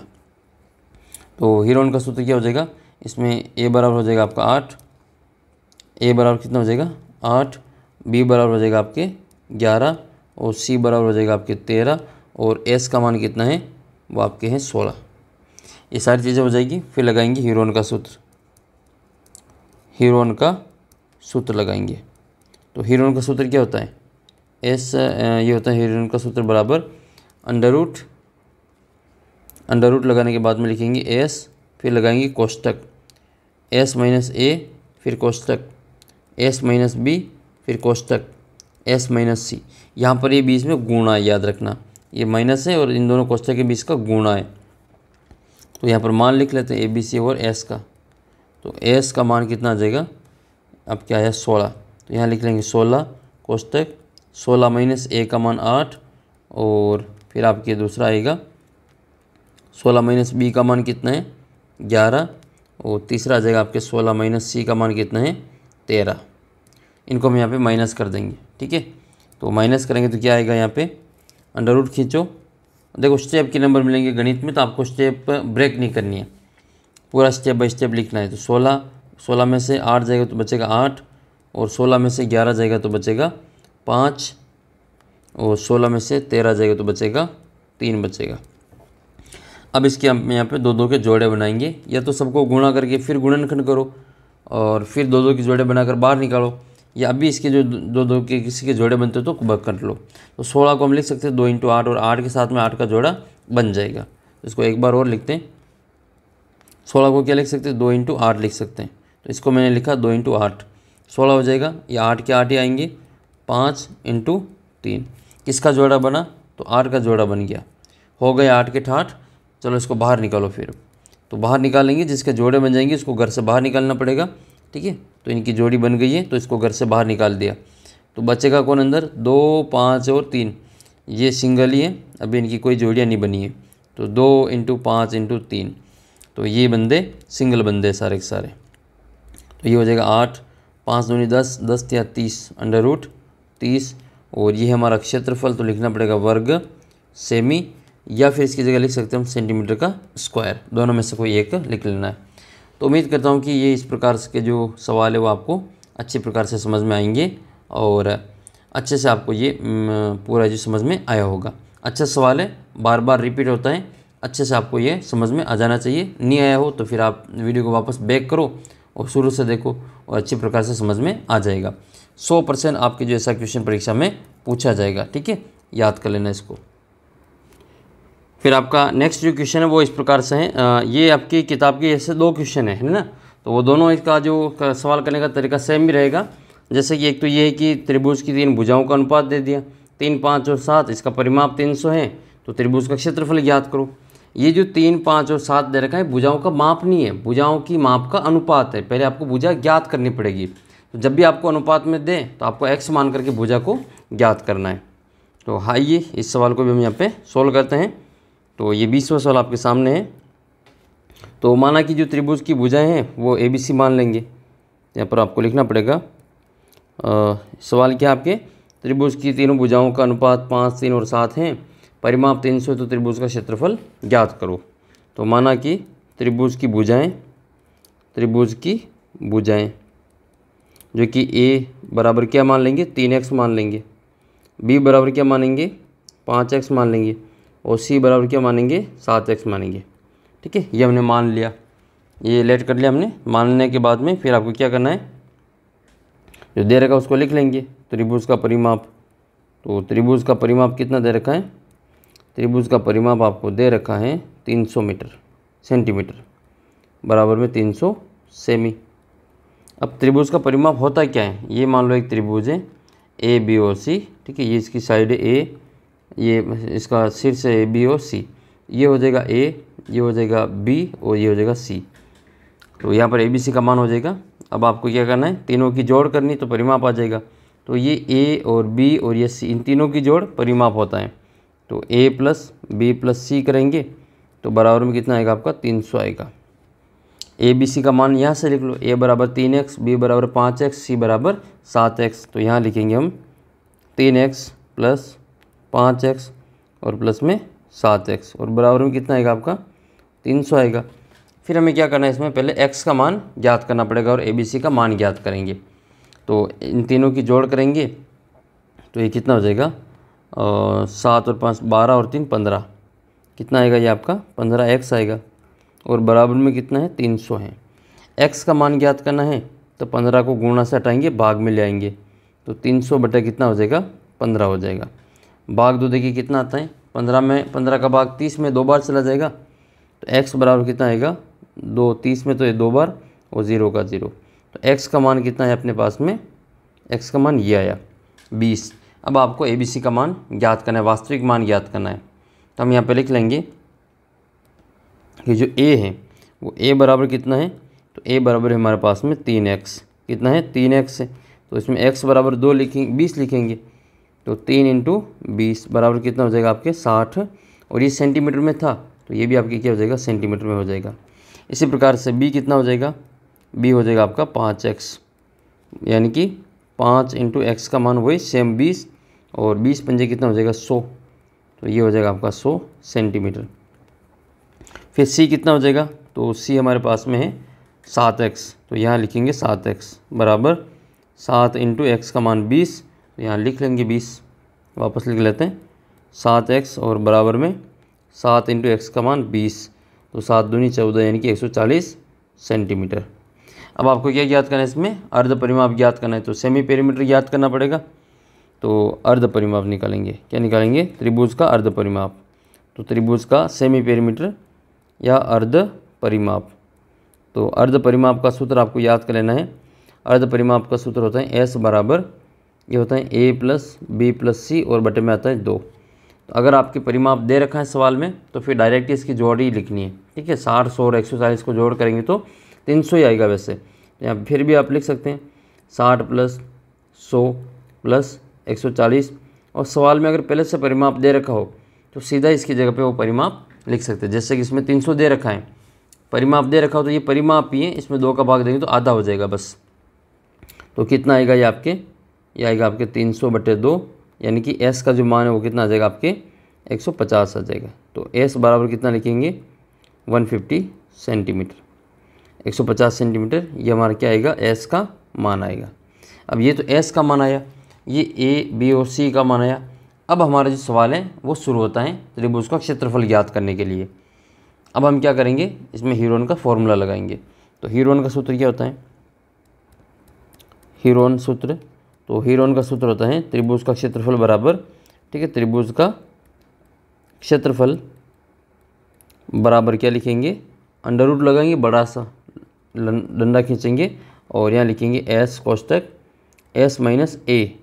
ठीक है, s माइनस a, फिर s माइनस b, फिर आएगा s माइनस c, फिर s और abc के मान लिख लो, अंडर रूट लगाओ, वापस कोष्टक में लिखो s का मान कितना 150, तो यहाँ आएगा 150 कोष्टक 150 माइनस a कितना था 60 था या ज़्यादा था, a का मान 60 है, a का मान 60 हो जाएगा। फिर 150 माइनस b का मान 100 है तो ये 100 हो जाएगा। फिर 150 माइनस c का मान 140 है। इन तीनों को हम यहाँ पे हल करेंगे और फिर इसको यहाँ से सही कर लेंगे। तो ये हो जाएगा आपका 150 वैसे वैसे लिख लेंगे, पहले घटा लेते इसको। 150 में से 60 जाएगा तो कितना बचेगा, 90 बचेगा। 150 में से 100 जाएगा तो 50 बचेगा, और 150 में से 140 जाएगा तो 10 बचेगा। अब हमें क्या करना है, दो दो के जोड़े बनाने। तो देखो 150 को 50 के रूप में तोड़ लेंगे तो इससे इसका जोड़ा बन जाएगा पूरा। फिर हम यहाँ पे लिख लेते हैं, तो 150 को क्या लिखेंगे, तीनों पंजे 15, तो 3 इंटू 50 हो जाएगा, इंटू 90 को क्या लिख सकते हैं, तो 90 को लिख सकते हैं हम यहाँ पे 3 इंटू 3 इंटू 10, 3 3 9, 9 10 90 हो जाएगा। 3 इंटू 3 में क्यों लिखा, तो इसका एक जोड़ा बन गया ये, और 10 का जोड़ा पहले से है एक, तो दूसरा जोड़ा है और बन जाएगा। तो 90 को क्या लिखेंगे, 3 इंटू 3 इंटू 10। ये 10 आगे पहले से है इसलिए मैंने इसको 2 इंटू 5 नहीं लिखा। बाकी अगर 2 इंटू 5 होता तो इसको भी हम यहाँ पे 2 इंटू 5 लिख के फिर लंबी श्रृंखला बन जाती इसकी, तो इससे हमने इसको 10 ही छोड़ा। 50 को चेंज करना ही नहीं क्योंकि 50 का जोड़ा पहले से बन जाएगा, है एक 50 पहले से। फिर 10 को 10 ही लिख लेंगे। तो किस किस के जोड़े बन रहे हैं, एक तो 3 का जोड़ा बन रहा है, एक ये 50 का जोड़ा बन रहा है, एक ये 10 का जोड़ा बन रहा है। किसका जोड़ा नहीं बना, ये 3 इसका जोड़ा नहीं बना, बाकी सबके जोड़े बन गए। जिन जिन के जोड़े बन गए इनको घर से बाहर निकालना है। तो एक तो 3 बाहर आएगा, एक 10 बाहर आएगा, एक आपके 50 बाहर आएगा। फिर अंदर कौन बचेगा, अंडर रूट में 3 बचेगा। इन दोनों का गुणा कितना हो जाएगा, तीनों का, तो 3 दाई 30, 30 को गुणा करेंगे 50 से, तो तीनों पंजे 15, 1500 हो जाएगा। तो 1500 अंडर रूट 3, और ये सेंटीमीटर था तो इसमें लिखना पड़ेगा हिंदी में वर्ग सेमी, क्योंकि हम क्षेत्रफल याद कर रहे हैं। या इसकी जगह पे हम सेंटीमीटर का स्क्वायर भी लिख सकते हैं, ठीक है। दोनों में से एक आपको लिखना पड़ेगा। तो इस प्रकार से आपको इस सवाल को क्या करना है, पूरा सोल्व करना है। अच्छा क्वेश्चन है ये, एक क्वेश्चन तो ऐसा आपके 100% आपकी परीक्षा में पूछा जाएगा, ठीक है। ये आप इसको या तो यही पूछा जाएगा या इसका दोस्त एक और है उसको याद कर लेना, ठीक है, मतलब समझ लेना। उदाहरण की तरह है आपकी पूरी प्रश्नावली में ऐसे 2 ही सवाल हैं ये, जिनमें अनुपात में दे रखा, और दोनों में से एक सवाल 100% आज मैं कह रहा हूँ ये आपकी परीक्षा में छपेंगे। इसको अच्छे से आपको सीख लेना है। तो फिर आपका नेक्स्ट सवाल ये है कि एक समबाहु त्रिभुज का परिमाप 30 सेंटीमीटर है, इसका आपको क्षेत्रफल ज्ञात करना है। ऐसा सवाल आपके एक और दे रखा है 150 सेंटीमीटर वाला, और स्कूल का बोर्ड वाला क्वेश्चन, तो वो सेम ही सवाल है, वहाँ पे 150 है, यहाँ पे 30 है। इस सवाल को और उस सवाल को करने का तरीका बिल्कुल सेम है। तो सबसे पहले इसकी भुजा से याद करेंगे, और देखो इसमें हीरोन का जो जिक्र किया ही नहीं, तो आप सीधा भी फॉर्मूला लगा के इसको हल कर सकते हैं। तो मैं आपको यहाँ पे पूरा इसको हल करके बताता हूँ। तो इसमें जो समबाहु त्रिभुज का परिमाप दे रखा है, तो यहाँ पे लिखेंगे हम, यहाँ पे दिया है, तो क्या दिया गया है, तो दिया गया है आपको समबाहु त्रिभुज का परिमाप। तो समबाहु त्रिभुज का क्या दे रखा है, आपको परिमाप दे रखा है। तो परिमाप कितना दे रखा है, वो दे रखा है आपको 30 सेंटीमीटर। तो हमें क्या याद करना है, क्षेत्रफल याद करना, तो पहले भुजा याद करनी पड़ेगी, तो फिर हमें याद करना है इसमें त्रिभुज का क्षेत्रफल। तो इसकी भुजा याद कर लेते हैं। समबाहु त्रिभुज का परिमाप क्या हो जाएगा, 3 इंटू भुजा, ये इसका परिमाप होता है, ठीक है। समबाहु त्रिभुज का ये एक समबाहु त्रिभुज है जिसकी तीनों भुजाएं बराबर हैं, ठीक है। तो तीनों भुजाएं बराबर है तो इसका फॉर्मूला बनेगा 3 इंटू भुजा। ये ए है, ये ए है और ये भी ए है। तो 3 इंटू भुजा बराबर कितना आ जाएगा आपका, 30 सेंटीमीटर आ जाएगा।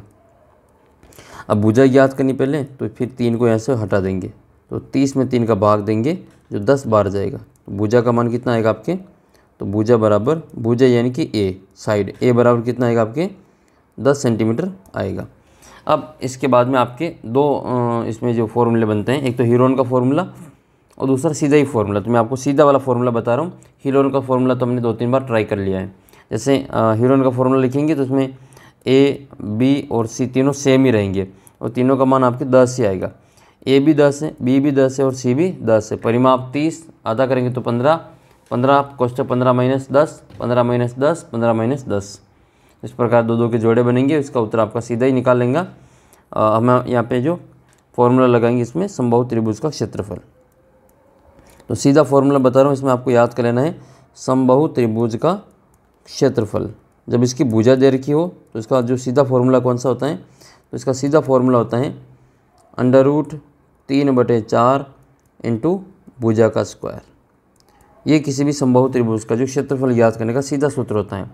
अंडर रूट 3 और बटे में आएगा 4 इंटू भुजा का मान कितना है 10, तो 10 का स्क्वायर कर देंगे या 10 इंटू 10 लिख लेंगे। ठीक है, एक ही बात है। तो काट देंगे फिर 2 के पार्ट से, 2 के पार्ट से ये 4 कटेगा 2 बार और 10 कटेंगे 5 बार। एक और बार और कट जाएगा, 2 एकम 2 और 2 पंजे 10। क्या बचेगा यहाँ पर? बचेगा √3, 5 × 5 तो 5 पंजे हो जाएगा 25 √3 और वर्ग सेमी। ठीक है, ये वाला इसका आंसर आपके निकाल लेना है। अगर मान लो हम इसमें हीरोन का फॉर्मूला लगाते हैं तो इसमें यही आंसर आता है। देखना अभी एस कोष्टक एस माइनस ए, एस माइनस बी और एस माइनस सी। हीरोन में एस का मान कितना आएगा? तो एस का मान 15 आ जाएगा, क्योंकि परिमाप 30 है तो आधा 15 आ जाएगा। तो 15 कोष्टक 15 माइनस 10, ए का मान 10 है, बी का मान भी 10 है और सी का मान भी 10 है। तो 15 माइनस 10 3 बार माइनस करेंगे तो क्या क्या बचेगा इधर? 15 × 5 × 5 × 5। ये तो जोड़ा बन रहा है, लेकिन 15 में से भी तो 5 निकाल सकते हैं, इसका भी जोड़ा बन जाएगा।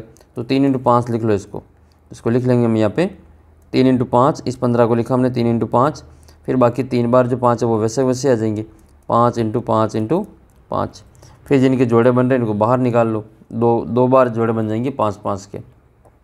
तो 5 × 5 तो बाहर आ जाएगा, अंदर कौन बचेगा? केवल 3 बचेगा। 5 पंजे कितना हो जाएगा? वही 25 √3 आ जाएगा। तो इस तरीके से भी कर सकते हो आप, और सीधा जो फॉर्मूला लगा के इसको भी आप आंसर निकाल सकते हैं। तो उम्मीद करता हूँ कि आपको जो अच्छी प्रकार से समझ में आ गया होगा, है ना। टेंशन नहीं लेनी, गणित आसान विषय है। आपको लगता होगा कि ये क्या भारी भरकम सब्जेक्ट है, तो आसान विषय है, बस समझ में आना चाहिए। अंडरस्टैंडिंग वाला सब्जेक्ट है, कोई रटने वाला सब्जेक्ट नहीं है। चीज़ों को समझो, ज़्यादा से ज़्यादा समझो। क्यों हर में आप क्वेश्चन करो कि क्यों ऐसा क्यों हो रहा है, तभी जाके आपको जो चीज़ें समझ में आएगी। और बहुत ही अच्छा आप जो करेंगे धीरे धीरे, देखो 10th में आप जो बहुत ही अच्छा स्कोर कर लेंगे अगर जो लगातार यहाँ पे जुड़े रहेंगे। तो मैं फिर से कहता हूँ कि लगातार अगर आप यहाँ पे जुड़े रहेंगे तो मेरी गारंटी है आप बहुत अच्छा करेंगे और बहुत ही शानदार नंबर आपके आएंगे। अगला प्रश्न आपकी ये 22वां है कि उस गोले का आपको आयतन ज्ञात करना है जिसकी जो पृष्ठीय क्षेत्रफल 154 है ना। इसमें किताब में तो आपके त्रिज्या दे रखी है, त्रिज्या ज्ञात करने की, उस गोले की त्रिज्या ज्ञात कीजिए जिसका जो पृष्ठीय क्षेत्रफल 154 है। लेकिन ये कह रहा है कि इसका आयतन ज्ञात करना, तो पहले इसकी त्रिज्या ज्ञात करेंगे फिर इसका आयतन भी ज्ञात कर लेंगे। तो आइए इस सवाल को भी सोल्व कर लेते हैं। तो आपके सामने सवाल है ये, इसको हम यहाँ पे सोल्व करते हैं। तो क्या दे रखा हमें? तो इसमें दिए रखा उसको लिख लेंगे। दिया गया है, क्या दिया गया है? तो गोले का आपको संपूर्ण पृष्ठीय क्षेत्रफल दे रखा है। तो हमें दे रखा है गोले का संपूर्ण पृष्ठीय क्षेत्रफल, वो कितना दे रखा है? वो 154 सेंटीमीटर स्क्वायर दे रखा है, या वर्ग सेमी दे रखा है। अब क्या करना है? हमें इसका आयतन ज्ञात करना। तो यहाँ लिखो यहाँ पे ज्ञात करना है। क्या ज्ञात करना है? तो ज्ञात करना है गोले का आयतन। क्या ज्ञात करना है इसमें? गोले का आयतन ज्ञात करना। तो ये लिख लेना है यहाँ पे गोले का आयतन। ये लिखने के नंबर मिलते हैं आपको, ये सारी चीज़ें लिखनी है। दिया गया है, ज्ञात करना है, सिद्ध करना है, ऐसे सवाल आए तो उसमें ये चीज़ें लिखने के नंबर मिलते हैं। फिर आपके इसमें जो दे रखा उसी की सहायता से इसकी त्रिज्या ज्ञात करेंगे। देखो गोले का आयतन क्या होता है? 4/3 πr³ होता है। तो पहले r निकालना पड़ेगा, r तो नहीं दे रखा इसमें, तो पहले जो इसका संपूर्ण पृष्ठीय क्षेत्रफल है इसकी मदद से इसका r ज्ञात करेंगे। तो पुनः लिखेंगे, तो गोले का जो संपूर्ण पृष्ठीय क्षेत्रफल है वो कितना है? गोले का संपूर्ण पृष्ठीय क्षेत्रफल ये कितना आपको दे रखा है? ये 154 दे रखा है। और इसका फॉर्मूला क्या होता है? फॉर्मूला होता है गोले का 4πr² और बराबर में कितना आएगा? 154 आएगा। तो यहाँ पे पाई का मान लिख लो, 4 × पाई का मान 22/7 × r का मान ज्ञात करना है, बराबर में 154 आ जाएगा। तो r का मान ज्ञात करना है तो r² को अकेला छोड़ो, बाकी सबको यहाँ से हटा दो। तो बाकी सबको यहाँ से हटाएंगे तो 154 और इंटू में आ जाएगा ये 7, ये 7 ऊपर गुणा में चले जाएंगे और 4 और 22 नीचे भाग में आ जाएंगे। तो 4 × 22 नीचे भाग में आ गए। अब क्या करेंगे? 22 के पार से काटेंगे 22 को एक बार और ये कट जाएगा आपके 22 7 154। तो r² बराबर क्या बचेगा? ऊपर तो 7 × 7 और नीचे बचेंगे ये 4। तो इसका स्क्वायर हटाना पड़ेगा यहाँ से, तो अंडर रूट में आएगा ये। तो इसको 4 को भी लिख लेते हैं 2 × 2। ये 4 है, इसको मैं 2 × 2 लिख रहा हूँ। ठीक है, ये जो हमारा 7 × 7/4 बचे हैं, तो इस 4 को मैं क्या लिख रहा हूँ? 2 × 2 लिख रहा हूँ। फिर इसका स्क्वायर यहाँ से हटा देंगे तो r बराबर क्या बचेगा? अंडर रूट 7 × 7 और बटे में 2 × 2, क्योंकि हमें इसको अंडर रूट से बाहर फेंकना था, इसलिए हमने क्या किया, इसको 2 के जोड़े बना लिए। तो ये r का मान कितना आ जाएगा, 7 एक तो और एक आएगा बटे में 2 सेंटीमीटर। हमारा r का मान आ गया 7/2। इसको पॉइंट में नहीं बदलना है, 7/2 ही रखना है। इसको 3.5 करोगे तो भी इसका उत्तर वापस 7/2 ही आएगा। इससे बढ़िया ये कि आप इसको 7/2 ही रखो। फिर अब लगाएंगे गोले का आयतन। तो गोले का आयतन लगा लो, यहाँ पर लिखेंगे हम गोले का आयतन। तो गोले के आयतन का फॉर्मूला क्या होता है, तो गोले के आयतन का फॉर्मूला होता है वॉल्यूम V बराबर 4/3 पाई r क्यूब। तो 4/3 इंटू पाई का मान 22/7 इंटू r का मान 7/2 है। तो 7/2 को 3 बार लिखना पड़ेगा क्योंकि r का क्यूब है। तो 7/2 इंटू 7/2। अब इनको काट देंगे, जो करते होंगे एक साथ से एक साथ कट जाएगा। फिर 1-2 से ये जो 22 है वो 11 बार कट जाएगा। फिर 1-2 से ये जो 4 है वो 2 बार कट जाएगा। और एक बार इस 2 से जो ये वाले 2 हैं लास्ट में ये कट जाएंगे। फिर कौन बचेगा, तो फिर बचेगा ऊपर तो 11 इंटू 7 7 49 और बटे में बचेंगे केवल ये 3। गुणा कर लो इनको, तो इसका गुणा मैं सीधे ही करके बताता हूँ। 9 और 4 13 और 13 और 1 14। तो 5 3 9 539 और बटे में 3। मैंने देखो बिना ही गुणा किए सीधा इसका उत्तर यहाँ पे लिख लिया, क्योंकि मेरे को 11 को किसी भी संख्या से गुणा करना हो तो सीधे ही उत्तर निकालना आता है। तो मैं भी आपको समझा दूंगा, आप भी इसको कर लेंगे। तो 3 का भाग देंगे इसमें तो हमारा उत्तर आ जाएगा, या फिर इसको यहीं पे छोड़ देना। आप भाग देना चाहे तो भाग भी दे सकते हो। 3 का भाग देंगे 539 में भाग देंगे 3 का। तो 3 एकम 3 बचेगा 2 23 हो जाएगा। ठीक है, 3 7 21 बचेगा 2 29 हो जाएगा। और 3 9 27 2 बचेगा 20 हो जाएगा। 3 6 18 3 6 18। तो कितना आएगा आपके 179.66 आएगा और सेंटीमीटर की घात 3 आएगा। या हिंदी में लिखना चाहो तो आप लिख लेना इसको घन सेमी। क्या लिखेंगे, आयतन का जो इकाई होती है वो घन सेमी होती है। देखो मैंने यहाँ पे ये तो आपको समझ में आ गया होगा, और यहाँ तक लिखोगे तो भी ठीक है। ठीक है, तो मैंने यहाँ पे इसको गुणा कैसे किया, बिना ही गुणा के डायरेक्ट उत्तर लिखा। तो देखो किसी भी संख्या को 11 से गुणा करना हो, 2 अंकों की संख्या को 11 से गुणा करना हो तो उसका गुणा आसान होता है। ठीक है, ये जैसे 11 को 12 से गुणा करना तो इसका जो उत्तर है आपके 132 आएगा। फिर 11 को मान लो 15 से गुणा करना तो इसका जो उत्तर है आपके 165 आएगा। फिर मान लो 11 को गुणा 17 से करना हो तो इसका जो उत्तर है 187 आएगा। फिर आपको 11 को गुणा यहाँ पे 81 से करना हो तो आपके जो इसका उत्तर है 891 इसका उत्तर आएगा। तो ये जो 11 से किसी भी 2 अंकों की संख्या को गुणा करना हो तो इसका एक शॉर्ट ट्रिक है। देखो आपको ये आप सोच रहे होंगे, मान लो आपको नहीं पता तो आप सोच रहे होंगे ये इतना उत्तर जल्दी कैसे आ रहा है, तो आपको भी मैं सिखा देता हूँ। आप भी अपने दोस्तों के जो ऐसा है जो बताना कि देखो मैं डायरेक्ट उत्तर बता सकता हूँ बिना ही गुणा किए। ठीक है, तो इसमें क्या करना होता है, जिस भी संख्या को 11 से गुणा करना हो उसके अंकों को दूर दूर लिखो, और शर्त है कि वो 2 अंकों की संख्या होनी चाहिए। 11 से गुणा करने वाली 2 अंकों की संख्या, देखो 12 15 17 81 ये सभी 2 अंकों की संख्या है। तो 12 को अलग लिखो, तो ये मैंने लिखा 1 और 3 लिख लिया। फिर इसके बीच में इनकी जोड़ है ये, तो 1 और 2 को अलग लिखा, इनके बीच में जोड़ 3 आ गया। फिर 15 में 1 और 5 दूर दूर लिखा और बीच में इनकी जोड़ है ये 6, 5 और 1 6 हो जाएगा। एक साथ इनकी जोड़ 8 हो जाएगी। फिर आपकी ये 8 और 1 81 है और इनकी जोड़ 9 हो जाएगी बीच में। उम्मीद करता हूँ समझ में आ गया होगा। ठीक है, और कुछ नहीं करना है, जिनको 11 से गुणा करना होता है उसको दूर दूर लिखो और बीच में इसकी जोड़ कर लो। जैसे 11 इंटू मान लो 23 करना है तो 2 और 3 को दूर दूर लिखो, फिर इनकी जोड़ को बीच में लिख लो 5, बिना ही गुणा के उत्तर आ जाएगा। 11 इंटू मान लो आपको 53 करना है तो 5 3 और बीच में इसकी जोड़ 8, 583 उत्तर आ जाएगा। जादू गणित एक प्रकार का है ना, लग रहा होगा आपको क्या गणित में बिना ही गुणा के उत्तर निकाल रहे हैं। कितने आप भी जो इंटेलिजेंट हो गए, देखो बिना गुणा के आप सीधा उत्तर निकाल रहे हैं। तो ऐसे कुछ छोटी छोटी ट्रिक है, मैं आपको और समझाऊंगा आगे। ठीक है, कैसा लगा ये ट्रिक कमेंट करके बताना। अच्छा, फिर मैंने ये उत्तर कैसे निकाला यहाँ पे, तो फिर ये 4 और 9 आना चाहिए। तो देखो 11 इंटू 4 इंटू 9 49 से गुणा करना था, तो मैंने 4 और 9 को तो दूर दूर लिखा। फिर 4 और 9 13 हो रहे, तो 13 का 3 और हासिल का 1 लगेगा इधर, तो फिर ये 539 हो जाएगा ऐसे। उम्मीद करता हूँ ये भी समझ में आया होगा। एक बार और समझा देता हूँ आपको। 11 इंटू मान लो 75 करना है, तो 7 और 5 12 हो जाएंगी, 12 के 2 हासिल का 1, तो 7 और 1 यहाँ पे कितना हो जाएगा 8 हो जाएगा, तो 825 हो जाएगा। कुल मिला के अगर 10 से ज़्यादा नंबर हो तो हासिल लग जाएगी, तो ये एक और नंबर बढ़ जाता है।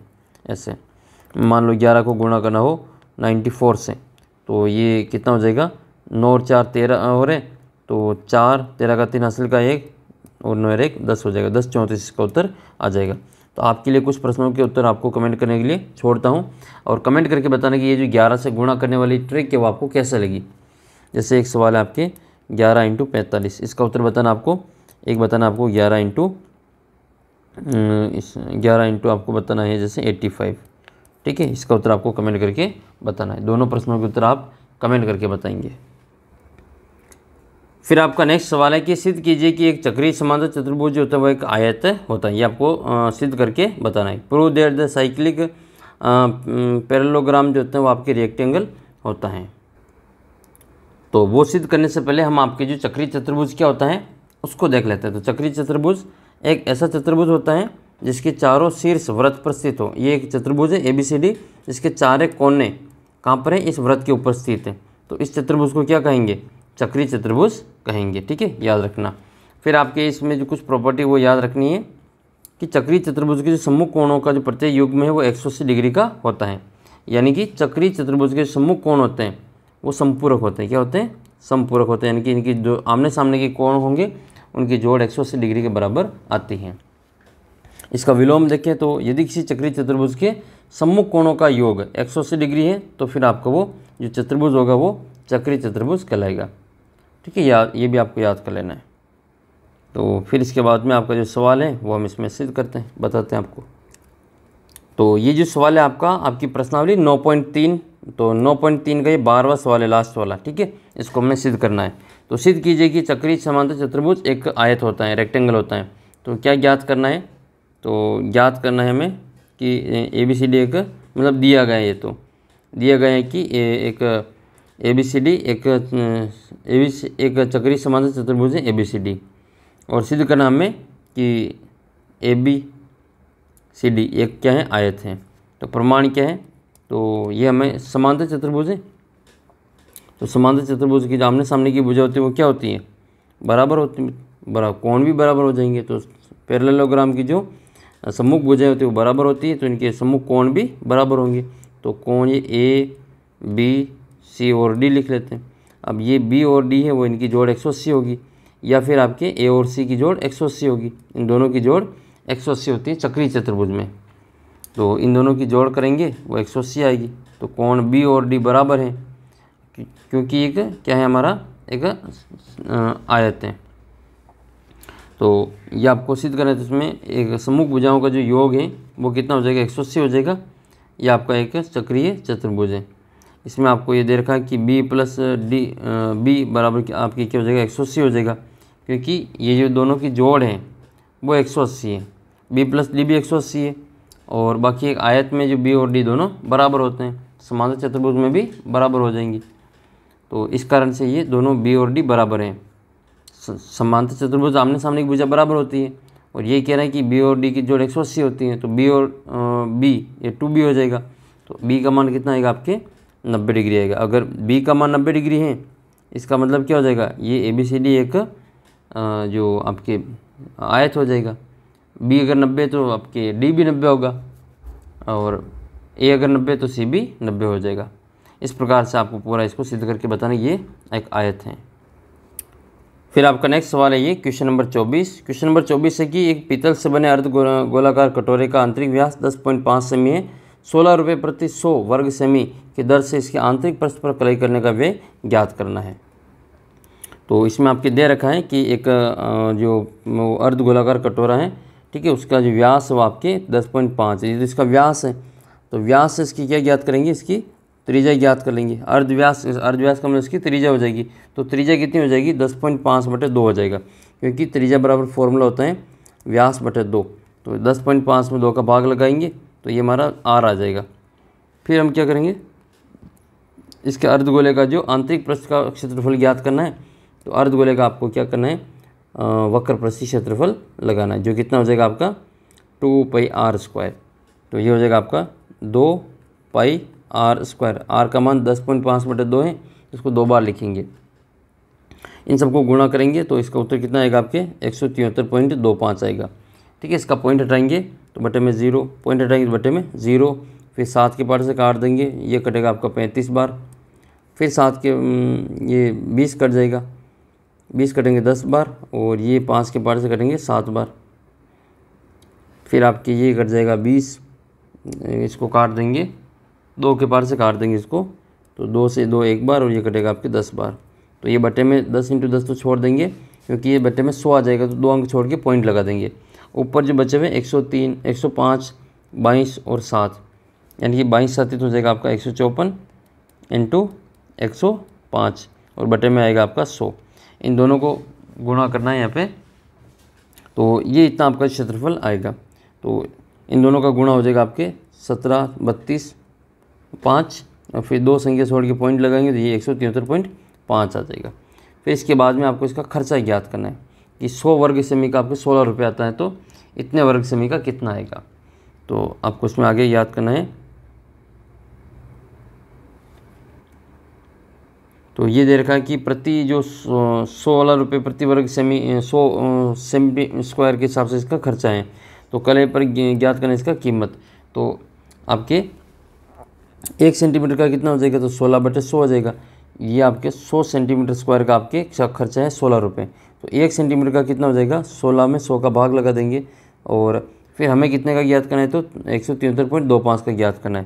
तो 173.25 का खर्चा कितना आएगा, ये आपका 1 सेंटीमीटर स्क्वायर का है, तो इसको गुणा करेंगे 173.25 से, तो हमारा उत्तर कितना आएगा 27.272 रुपये। इसका जो करेक्ट आंसर वो रहेगा।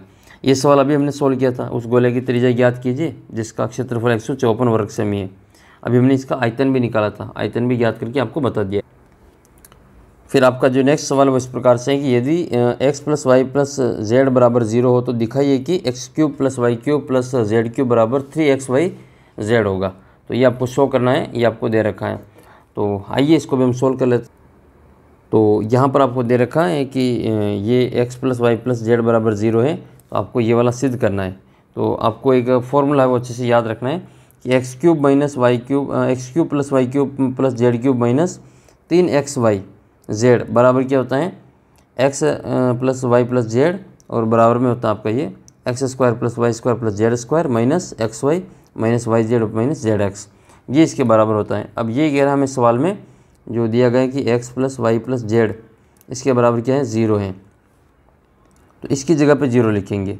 ये 0 हो जाएगा तो ये पूरे को क्या कर देगा 0 कर देगा।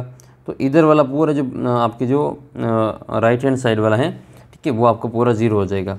तो LHS में क्या बचेगा x³ + y³ + z³ - 3xyz, और बराबर में बचेगा आपका 0। माइनस का 3xy इधर आएगा तो क्या बचेगा प्लस का 3xyz बचेगा। तो ये x³ + y³ + z³ बराबर क्या आ जाएगा प्लस का 3xyz आ जाएगा, जो कि ये आपके दे रखा है। और यही हमें को क्या करना था, सिद्ध करना था। कुछ नहीं है इसमें, आपके ये फॉर्मूला आपको याद रखना है कि ये इसको इधर ले जाएंगे तो आपका माइनस आ जाएगा। तो x³ + y³ + z³ - 3xyz, और बराबर में लिखना आपका x + y + z कोष्टक x² y² और z² प्लस में, फिर माइनस में xy yz zx, और इसको आगे हल कर देना है। फिर नेक्स्ट क्वेश्चन फिर आपका ये कि एक राज्य के विधानसभा चुनाव में विभिन्न राजनीतिक पार्टियों द्वारा जीती गई सीटों का परिणाम नीचे दिया गया है। ये क्वेश्चन तो आपकी जो 100% परीक्षा में छपने वाला है, ठीक है, इसको याद रख लो, इसको अच्छे से समझ लो। राजनीतिक पार्टियां और जीती गई सीटें, मैंने इसको पिछले वीडियो में भी कवर किया था, इसमें भी हम वापस इसको कवर करेंगे। एक तो मतदान को निरूपित करने वाला एक दंडालेख खींचना है, ठीक है, बार ग्राफ बनाना है, और एक इसका क्या करना आपको इसमें किस राजनीतिक पार्टी ने जो अधिकतम सीटें जीती हैं, तो वो दंडालेख बनाना है, इसमें बार ग्राफ। तो इसके जो बार ग्राफ होंगे वो दूर दूर बनेंगे, मतलब ये चिपके हुए नहीं होंगे। और किसने सबसे ज़्यादा सीटें जीती, तो जिसकी जो दंड आलेख वो बड़ा होगा वो उसने ज़्यादा सीटें जीती होगी। ये यहाँ नंबर से भी देख सकते हैं किसके नंबर ज़्यादा है, तो 75 वाले ज़्यादा हैं, तो ए पार्टी ने सबसे ज़्यादा सीटें जीती, तो इसका उत्तर तो आपको ए कर देना है, ठीक है। फिर हम इसका जो बाकी का सवाल है इसको भी हम यहाँ पे देख लेते हैं। तो ये आपके 12.1 का तीसरा सवाल है, और ये सवाल आपकी जो फिक्स यहाँ पे पूछा जाएगा। तो आइए इसका जो आलेख है आप इसमें देख लेंगे। ठीक है। इस प्रकार से इसका दंड आलेख बनेगा। दंड आलेख में क्या होता है कि इनके जो नंबर होंगे वो आपकी क्या होंगे, दूर दूर बनेंगे ऐसे, और ये जीती गई सीटों की संख्या इधर हो जाएगी और इधर आपकी राजनीतिक पार्टियाँ हो जाएगी। पैमाना क्या लिखेंगे, ये एक्स अक्ष है, इस पर 1 सेंटीमीटर बराबर 1 पार्टी हो जाएगी, और ये वाई अक्ष पे कितना हो जाएगा, 1 सेंटीमीटर बराबर 10 सीटें हो जाएगी। ए का कितना है, 75 है, तो इसको आपको 75 तक इसका जो ये इस प्रकार से आयत बना लेना है। फिर बीच में खाली जगह छोड़नी, फिर बी का बनाना है 55, सी का 35, 37, और डी का 29, ई का 10 और एफ का 37। तो इसमें 2 पार्टियां जिनका जो जीत की सीटें वो बराबर है, एक तो पार्टी सी और एक पार्टी एफ, इन्होंने बराबर बराबर सीटें जीती हैं। सबसे ज़्यादा किसने सीटें, तो भाई ए वाले ने ज़्यादा सीटें जीती हैं, सबसे कम इस ई ने कम जीती हैं। आपको सबसे अधिकतम और सबसे न्यूनतम का जो अंतर पूछे तो भी ज्ञात कर लेना है। इनका अंतर कितने का रहा, 65 का अंतर रहा। 75 में से 10 को घटाएंगे तो इसका अंतर आ जाएगा, ठीक है। और इसको परास कहते हैं, क्या कहते हैं इसको, परास कहते हैं, रेंज कहते हैं। अधिकतम मान में से न्यूनतम मान को घटाएंगे तो इसको इसका परास रेंज कहा जाता है। फिर है इसका क्वेश्चन नंबर 27। क्वेश्चन नंबर 27 ये कहता है कि इस शंकु की जो ऊंचाई है वो आपके 15 सेंटीमीटर है, इसका आयतन 1570 सेंटीमीटर क्यूब है, इसका आधार की त्रिज्या ज्ञात करनी है। तो आधार की त्रिज्या ज्ञात करनी है, इसका रेडियस ऑफ द बेस निकालना है इसमें, और पाई का मान 3.14 लेना है। तो जो दे रखा है उसमें लिख लेंगे। इसकी जो शंकु की ऊंचाई वो एच बराबर कितनी है, एच बराबर हो जाएगी 15 सेंटीमीटर, और इसमें आपको जो शंकु की त्रिज्या है वो आपको ज्ञात करनी है। तो आधार की त्रिज्या ज्ञात करो या आधार का व्यास याद करो, व्यास पूछे तो भी त्रिज्या को डबल कर देंगे। दे क्या रखा है इसमें, आपके आयतन दे रखा है, तो शंकु का आयतन में दे रखा है, शंकु का आयतन वो कितना दे रखा है, तो वो दे रखा हमें 1570। अब लगाओ आयतन का सूत्र, तो यहाँ पर आ जाएगा आयतन का सूत्र 1/3 पाई आर स्क्वायर एच, और बराबर में कितना है 1570 है। इसने कहा कि पाई का मान तो 3.14 ही लेना है, तो हम 3.14 ही लेंगे। 1/3 into 3.14 into R square into H का मान कितना है, एच का मान 15 है, और बराबर में आएगा आपका 1570। फिर इसको आगे सोल्व करेंगे, तो आगे सोल्व करने के लिए हमें यहाँ पे मान लिखना पड़ेगा। पक्षांतरण करेंगे इसको, तो ये 3 तो इधर गुणा में चले जाएंगे, और 3.14 और 15 भाग में आ जाएंगे। ये बचेगा आर स्क्वायर बराबर 1570 इंटू 3, और बटे में क्या आएगा 3.14 इंटू 15। फिर हम क्या करेंगे, इसको यहाँ पे हल करेंगे। तो सबसे पहले इसका पॉइंट हटा लेते हैं। पॉइंट हटाएंगे तो ऊपर क्या लगेगा, इसका दशमलव लगेगा। तो इसका जब पॉइंट हटाएंगे यहाँ से तो ऊपर लग जाएगा इसमें आपके 2 जीरो, क्योंकि इसके पॉइंट के बाद में 2 अंक है। तो फिर 15 को और यहाँ पे 1570 को 5 के पार्ट से काट देंगे, तो ये 5 के पार्ट से कट जाएगा, ये 3 बार कटेगा, और ये फिर 3 के पार्ट से इसे 15 को काट देंगे, ये 5 बार कटेगा। फिर 5 के पार्ट से काट देंगे इस 1570 को, तो 5 एकम 5, और 1570 कटेगा आपके 314 बार। कितनी बार कटेगा, 314 बार। तो क्या बचेगा आपके 314 बटे 314 इंटू 100। तो फिर ये जो 314 है वो भी आप यहाँ से हट जाएगा, तो 314 इंटू 100 और बटे में आएगा आपका 314। तो 314 को 314 से फिर काट देंगे, तो क्या बचेगा हमारा 100 बच जाएगा। तो आर स्क्वायर बराबर 100 बचेगा, तो आर इक्वल टू कितना आएगा, √100। √100 का मतलब कितना आएगा आपके 10 सेंटीमीटर। तो आर का जो मान है वो 10 सेंटीमीटर। आधार का व्यास पूछे, आधार का व्यास पूछ ले तो आपको त्रिज्या को 2 से गुणा कर लेना है। तो 2 इंटू रेडियस या 2 इंटू त्रिज्या बराबर 2 इंटू 10, यानी कि आधार की त्रिज्या 20 सेंटीमीटर हो जाएगी। तो उम्मीद करता हूँ कि ये भी सवाल आपको अच्छे से समझ में आ ही गया होगा। आगे का सवाल देखते हैं, 29वां सवाल, 28वां सवाल। तो ये रहा आपका 28वां सवाल। इसमें क्या करना आपको कि नीचे दिए गए 400 जो नियॉन लैंप हैं इनका जीवन काल दिया गए हैं, और इसमें आपको एक तो आयत चित्र बनाना है, और एक आपको इसमें कितने लैंपों का जीवन काल 700 से अधिक है। तो 700 वाले का जो ये 700 से ज़्यादा है, ठीक है, ये 700 तक है, ये 700 से अधिक यहाँ से लगा के यहाँ तक, इनका जीवन काल 700 से अधिक है। तो इनकी जोड़ कर लेनी, इनकी 74, 62 और 84, इन तीनों की जोड़ कर लेना, इसका जो 700 घंटों से अधिक जीवन काल आ जाएगा। तो ये एक प्रश्न आपके लिए छोड़ रहा हूँ मैं, इनकी जोड़ करने वाला, ठीक है। आयत चित्र तो मैं बता रहा हूँ, लेकिन इनकी जो जोड़ है वो आपको करके बतानी, इनकी जो 400 से 700 से अधिक घंटों वाला जो कितने लैंप हैं। तो ये आपका 5वां सवाल है नियॉन लैंप वाला। तो इसकी जो सवाल ये इस प्रकार से दे रखा है और ये यहीं से उठा करके आपको दिया गया है। इसका सॉल्यूशन देख, सॉल्यूशन के लिए आपको क्या करना है, वही आपको यहाँ पे जो घंटों की संख्या कहाँ तक है, तो घंटे जो आपके 1000 तक है, तो ये 0 से लगाकर 1000 तक या तो गिनती लिखो या 100 के गैप में लिख लो। तो 100, 200, 300, 400, 500, 600, 700, 800, 900, 1000 लिख लेंगे। इधर लैंपों की संख्या कितनी है, तो वो इसमें लगभग 90 तक लिख लेना। 86 अधिकतम है तो 90 तक लिख लेंगे, 100 तक लिख लेना। तो 10-10 के गैप में लिखेंगे 10, 20, 30, 40, 50, 60, 70, 80, 90, 100। फिर आपके इसमें जो सबसे पहले कितना है, तो 300 से 400 कितने, तो 14 हैं। तो 300 से 400 वाले 14 हो जाएंगे। ये 300 से 400 14, तो इसको यहाँ पे बना लेंगे। ये 300 से 400 14 हो जाएगा। फिर 400 से 500 56 हो जाएगा। 500 से 600 60 हो जाएगा। 600 से 700 86 हो जाएगा। अब देखो इसमें क्या है कि आयत चित्र है, आयत चित्र में इसको सटा के बनाया जाता है, ठीक है। और ये बार ग्राफ है, इसमें सॉरी इसका जो हिस्टोग्राम है ये, तो हिस्टोग्राम को पास में चिपका के बनाते हैं। जबकि यही बार ग्राफ होता है दंडालेख, तो इसको दूर दूर बनाते हैं। वो असतत, ये सतत है आपके 74 का, आपके इसमें 800 तक हो जाएगा। फिर 800 से 900 62, 900 से 1000 48। बस ये वाला डायग्राम बनाना है और 7 नंबर मिलेंगे। कुछ प्रश्नों के उत्तर आप दे देना। तो एक तो ये हो जाएगा। फिर आपकी जो जीवन काल है वो 700 से अधिक इनका रहा, तो वही 74, 62 और आपके 48 कितना आएगा आपके 184। आपने उत्तर कमेंट कर दिया होगा, ऐसी मैं उम्मीद करता हूँ। फिर आपका लास्ट सवाल है इस पेपर का, ठीक है। 1.5 घंटा हो चुका है और अभी भी ये लास्ट सवाल बचा हुआ है। मैं इस पेपर को लेके बैठा था, सुबह कहूँ कि रात कहूँ, कुछ समझ में नहीं आ रहा है।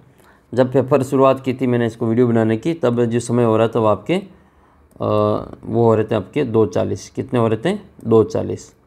और अभी जब ये मैं 29वें प्रश्न पे बैठा हूँ तो अभी समय हो रहा है 5:06। और अभी भी इसको लगभग जो 10 मिनट और लगेंगे इस सवाल को पूरा सोल्व करने में। तो लगभग मान लेते हैं कि ये आपके 1:45 तक का जो समय वो हो जाएगा। 7-8 मिनट और लगेंगे, तो 2.25 घंटे इस वीडियो को रिकॉर्ड हुआ। और टाइम जो हो जाएगा तब तक आपके ये 5:30 तक इसका समय हो जाएगा। तो देख लो आप कितना समय लगता है। सुबह का लगा हुआ हूँ, तभी जाके थोड़ा बहुत आपके लिए एक पेपर अपलोड कर पा रहा हूँ, है ना। मैं 10-10 मिनट के तो ना जाने कितने वीडियो बना दूँ, लेकिन आपके फिर वो काम के नहीं होंगे, क्योंकि आपको सभी चीज़ें एक साथ वापस सोल्व भी करवानी है, तो समय लगता है। और सुबह से बोलते बोलते गला भी भेजो, और पहले से ही मेरे जो मुंह में छाले हो रहे थे, इस कारण जो वीडियो अपलोड नहीं कर पा रहा था। आप भी अपने जो इस मौसम में, गर्मी के मौसम में, थोड़ा इस स्वास्थ्य का ध्यान रखें। कोशिश कर रहा हूँ, मैं भी टैबलेट वगैरह ली हैं, फिर भी ये जो जेल वगैरह लगा रहा हूँ। और आपको भी अपने जो मुंह में वगैरह छाला वगैरह है, तो इसके लिए आपको जो कुछ जो तुलसी जो पत्ते वगैरह होते हैं वो काम में लेने हैं। और भी कोई देसी दवाई हो तो आप मुझे बताना, मैं भी काम में लूँगा, ठीक है। छाले हो रहे मुंह में, तो उससे क्या मेरे को बोलने में भी थोड़ी प्रॉब्लम हो रही है। अब लगातार 2-2 घंटे की वीडियो बन रहे, तो फिर जो क्या पता न जाने तो इससे हो रहा है या फिर क्या गर्मी के कारण हो रहे, पता नहीं चल पा रहे हैं। तो आइए इस अंतिम सवाल को भी निपटा ही देते हैं। शंकु का आकार का एक तंबू 10 मीटर ऊंचा है, इसके आधार की त्रिज्या 24 मीटर है। तो इसमें ज्ञात करना एक तो शंकु की तिर्यक लंबाई एल का मान, और तंबू में लगे कैनवास की लागत यदि 1 मीटर स्क्वायर का 70 रुपये हो तो इसका कुल खर्चा ज्ञात करना है। तो शंकु की जो एच है वो कितना, आपके शंकु का जो एच है वो आपके 10 है, और इसका आधार की त्रिज्या आर बराबर 24 है। इसमें आपको स्लेंट लेंथ ये एल ज्ञात करना है। तो इसमें आप जो दे रखा है वो लिख लेंगे। इसमें एच बराबर कितना दे रखा है, 10 मीटर, और आर बराबर 24 मीटर। तो हमें पहले इसमें एल ज्ञात करना है। तो एल ज्ञात करने के लिए एल स्क्वायर बराबर क्या होता है, R square plus H square. तो ये हो जाएगा आपका एल बराबर √r का स्क्वायर। आर कितना है, 24 का स्क्वायर, प्लस एच कितना है, एच है हमारे पास में 10, तो 10 का स्क्वायर। 24 का स्क्वायर आपको याद होगा 576 होता है, और प्लस 10 का स्क्वायर 100 हो जाएगा। तो दोनों को जोड़ेंगे तो 676 हो जाएगा, जो किसका वर्ग है, ये 26 का वर्ग है। तो एल का मान कितना आ जाएगा, 26 मीटर आ जाएगा। तो ये ऐसे आपको इसका जो लेंथ है वो ज्ञात कर लेनी है। सेकंड है इसका जो आयतन इसका जो तंबू में लगे कैनवास की लागत प्रति वर्ग मीटर जो आपके 70 रुपये है। तो टोटल खर्चा कितना आएगा ये बताने की। 1 वर्ग मीटर में इतना आता है, तो कुल कितना खर्चा आएगा वो आपको ज्ञात करना है। तो इसके लिए आपको क्या करना पड़ेगा, इस तंबू का आपको टेंट का आपको जो वक्र प्रस्थि क्षेत्रफल ज्ञात करना है। देखो इसमें जो शंकु है इस प्रकार का तंबू होता है, इसमें ये नीचे यहाँ पे कैनवास नहीं लगा होता, खाली होता है, यहाँ पे ज़मीन होती है तो यहाँ पे कैनवास नहीं लगा रखा है, कैनवास केवल ये ऊपर ऊपर ही लगा रखा है ये वाला। तो इसको हम क्या कहते हैं, इसको वक्र प्रस्थि क्षेत्रफल कहते हैं। तो इसमें क्या ज्ञात करना है, इसमें आपको इस तंबू का वक्र प्रस्थि क्षेत्रफल ज्ञात करना है। तो हम यहाँ पे लिखेंगे तंबू का वक्र प्रस्थीय क्षेत्रफल, शंकु के आकार के तंबू का वक्र प्रस्थीय क्षेत्रफल। शंकु के आकार के तंबू का क्या ज्ञात करना है, वक्र प्रस्थीय क्षेत्रफल ज्ञात करना है। तो वो पहले आप उसमें देखेंगे सूत्र क्या होता है, पाई आर एल होता है। पाई का मान 22/7 लिखेंगे, आर का मान 24 दे रखा है और एल का मान अभी 26 आया था।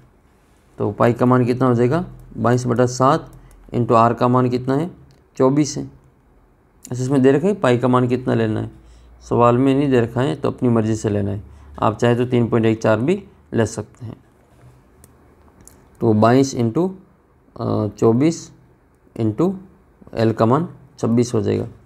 फिर हमें क्या करना है, इन तीनों को गुणा करके 7 का भाग देना है। तो ये तो आ जाएगा इसका वक्र प्रस्थि क्षेत्रफल। अब 1 मीटर स्क्वायर का जो खर्चा है वो 70 रुपये आ रहा है। तो इसको भी क्या करना पड़ेगा, इतना हमारे पास में कैनवास है तो हम क्या करेंगे, इसको 70 से गुणा कर देंगे, टोटल हमारा जो खर्चा वो आ जाएगा। तो ये वाला सवाल है आपका ये कि शंकु के आकार का तंबू 10 मीटर ऊंचा है, उसके आधार की त्रिज्या 24 है, तो 13 की ऊंचाई और तंबू में लगे कैनवास की लागत 1 वर्ग मीटर का जो खर्चा है वो 70 रुपये, तो कुल खर्चा ज्ञात करना है। तो एल तो हमने ज्ञात कर लिया, ये अर्धव्यास हो जाएगा इसमें, ठीक है। तो